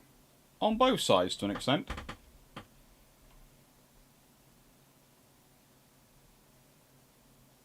Tanzana, I'd send you an oven-baked minced meat filled paprika, but it's a bit far. Yeah, I'll probably be ordering a pizza at this time of night. I think they're open at this point. Seneca, random question time? No, summary and then I'm off to get some food time. That's good. The main leaning point I've taken from this is don't challenge the three biggest navies in the world to a 3-on-1 fight. I agree, but I also think there's another thing here, and I think it's something which is forgotten by the British at the time. One other thing that comes through in Codrington's letters and discussion is that he thinks it's either going to be a case of the British and the French take down the Ottoman fleet, or the Russians will. And if the Russians take down the Ottoman fleet, then they could lose control and influence in Greece. So it's a bit of realpolitik going on. It's very easy for the government to say, oh, but we didn't want the fleet destroyed because that's going to help the Russians. But either way, the Ottoman fleet was going to get destroyed by someone. And if it gets destroyed by the Russians, then the Greeks would owe the Russians everything. And at which point you either get a Russian made king of Greece, which is problematic, because it brings Greece into the Russian sphere, at which point the Russians probably push for control of Constantinople, don't take the Treaty of Andropol as it is, and then you have all that problem. Or alternatively, and this is another realistic thing, the Greeks, if they are losing badly enough and the Allies don't help, then what are they going to agree to get the Russians to come in and help them? At which point you could end up with Greece becoming actually Russia. Because after all, they're the same Orthodox Christians, and it would save the Greeks. It would be the Russian army, 100,000 soldiers be brought to their aid. Plus all those ships.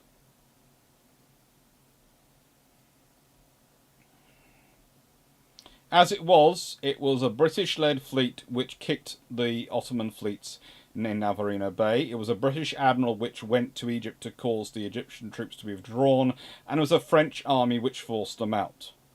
Which meant Greece became neutral, and eventually basically British sphere of influence later on. Which was far better for Britain than any other option. However, it also suited a lot of people who were very upset that Codrington had been quite so successful to be quite so negative on this front.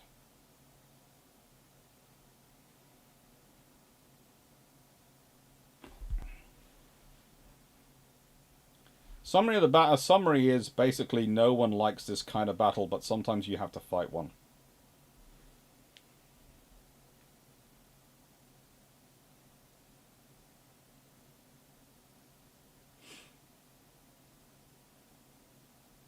Take care, Bishop.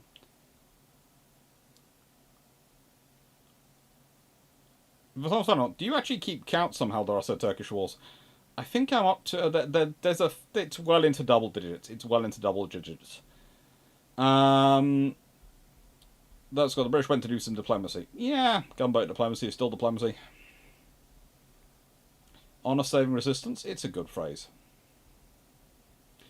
Usually consists of firing a few shots from the fort's cannon, usually blanks to avoid annoying the enemy with casualties. Keep it up for whatever seems a reasonable amount of time. Thank you. I hope you enjoyed. My coach, thank you for enjoyable talk. Thank you. Hope you enjoyed it.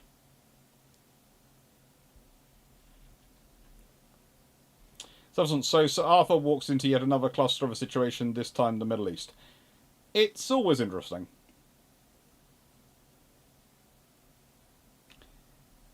How much was Anglo-French support based on Grecophilia or love of ancient Greece? It was very good PR to claim the support was based on that. Basically, the real reason for the support is realpolitik, but the Philhellenistic support is considered a wonderful way of dressing that up. Always be aware that there's usually a real reason and a public reason, and the Philhellenistic movement was basically a nice way of covering it all up.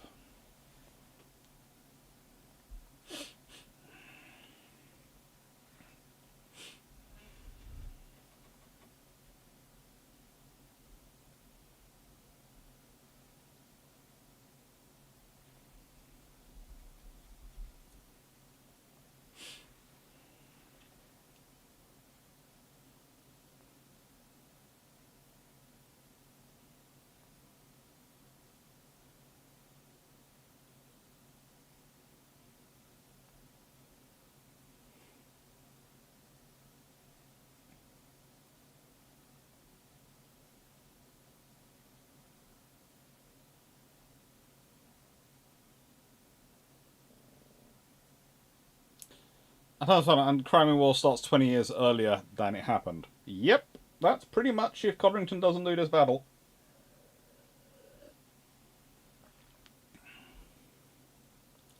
That's for sure. The thing is, if the Russians aren't pushing on the Ottoman door, they aren't impinging on India.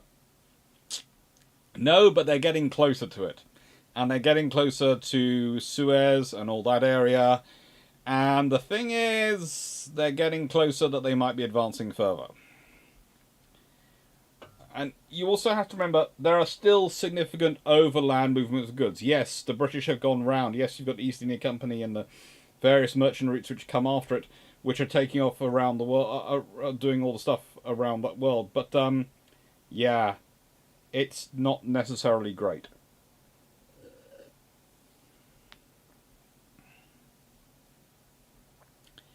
The other admirals didn't really suffer any consequences. They just got awards. Codrington is the only one who gets really any consequences. Most of the other admirals, in terms of the ones on the Ottoman side, appear to be dead. Ringe, after the battle, well,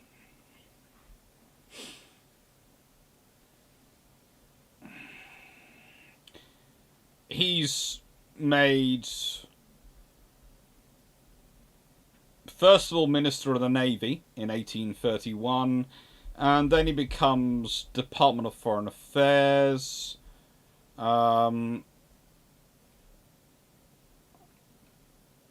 He dies a very, very honoured man in 1835, so he only lives 8 years more. Then Hayden, well, he does quite well. He becomes governor of Kronstadt at one point. And in 1832, he returned to Netherlands for the last time.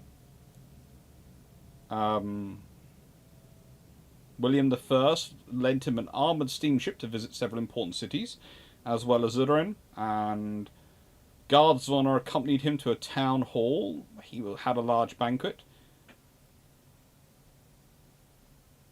He couldn't really sort of fit though into Dutch society. He'd been away for so long he couldn't deal with it. He liked to sail the Zoetermeer Lake. And then he left for the New World, America. But eventually returns to Estonia, where in Tallinn he falls ill and dies in 1850 at the age of 77. He was, yeah.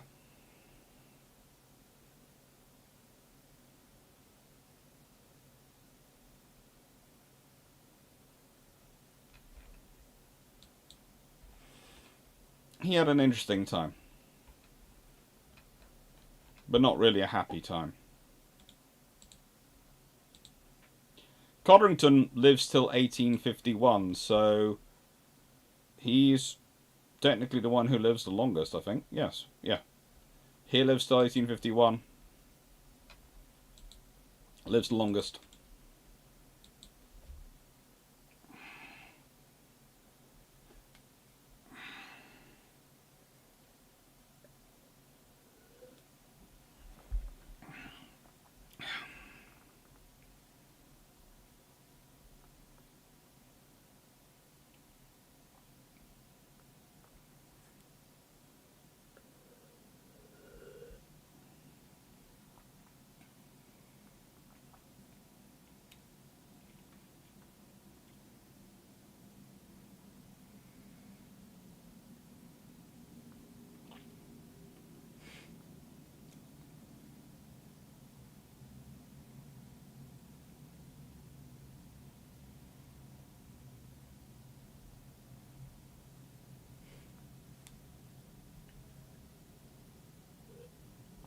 Right, thank you very much, everyone. I'm just watching the final question to see if there's any more for me to see.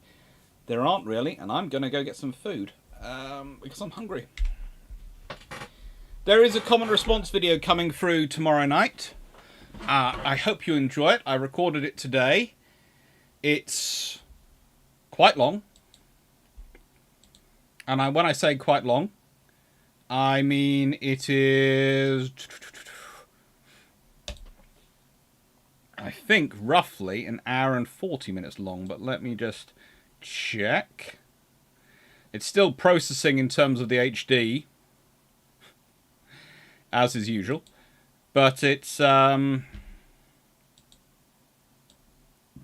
hour and 35 minutes long. And it's the common response to the Epic Blunders of Naval History video. So I hope you enjoyed that, and thank you very much for watching. Hope you enjoyed, and thank you again for all your support. Thank you, Joss Vonk, Jack Ray, Michael Cooch, Stafford, Melanie 6040, Glyn, Paul, Stafford, and Jack. Thank you for doing the adminning today, and Sean, thank you for doing the adminning. Alzaski, DG40, Thomas van der Velde, thank you.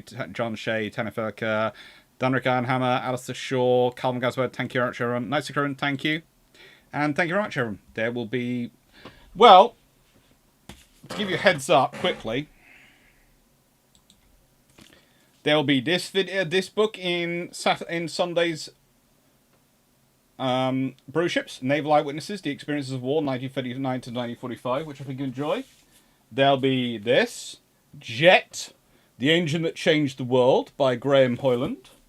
There'll be also Roman Warriors by Graham Sumner. The paintings of Graham Sumner, actually. Text by Simon Elliott, my pal. And forward by Adrian Goldsworthy, who is basically, so that's three of the most foremost Roman historians you can get. It's just frankly amazing and really, really gorgeous work. Plus, I have some books on some very forgotten tanks, which, you know, no one really cares about to talk about. And, yeah, some medieval history, which, you know, some of you might enjoy. You never know. So, that's a little bit of a taster of what's coming on Sunday's brew ships. Hope you enjoy. Thank you for watching, and I'm off to get some food because I'm starving. Pizza it is. Take care, everyone.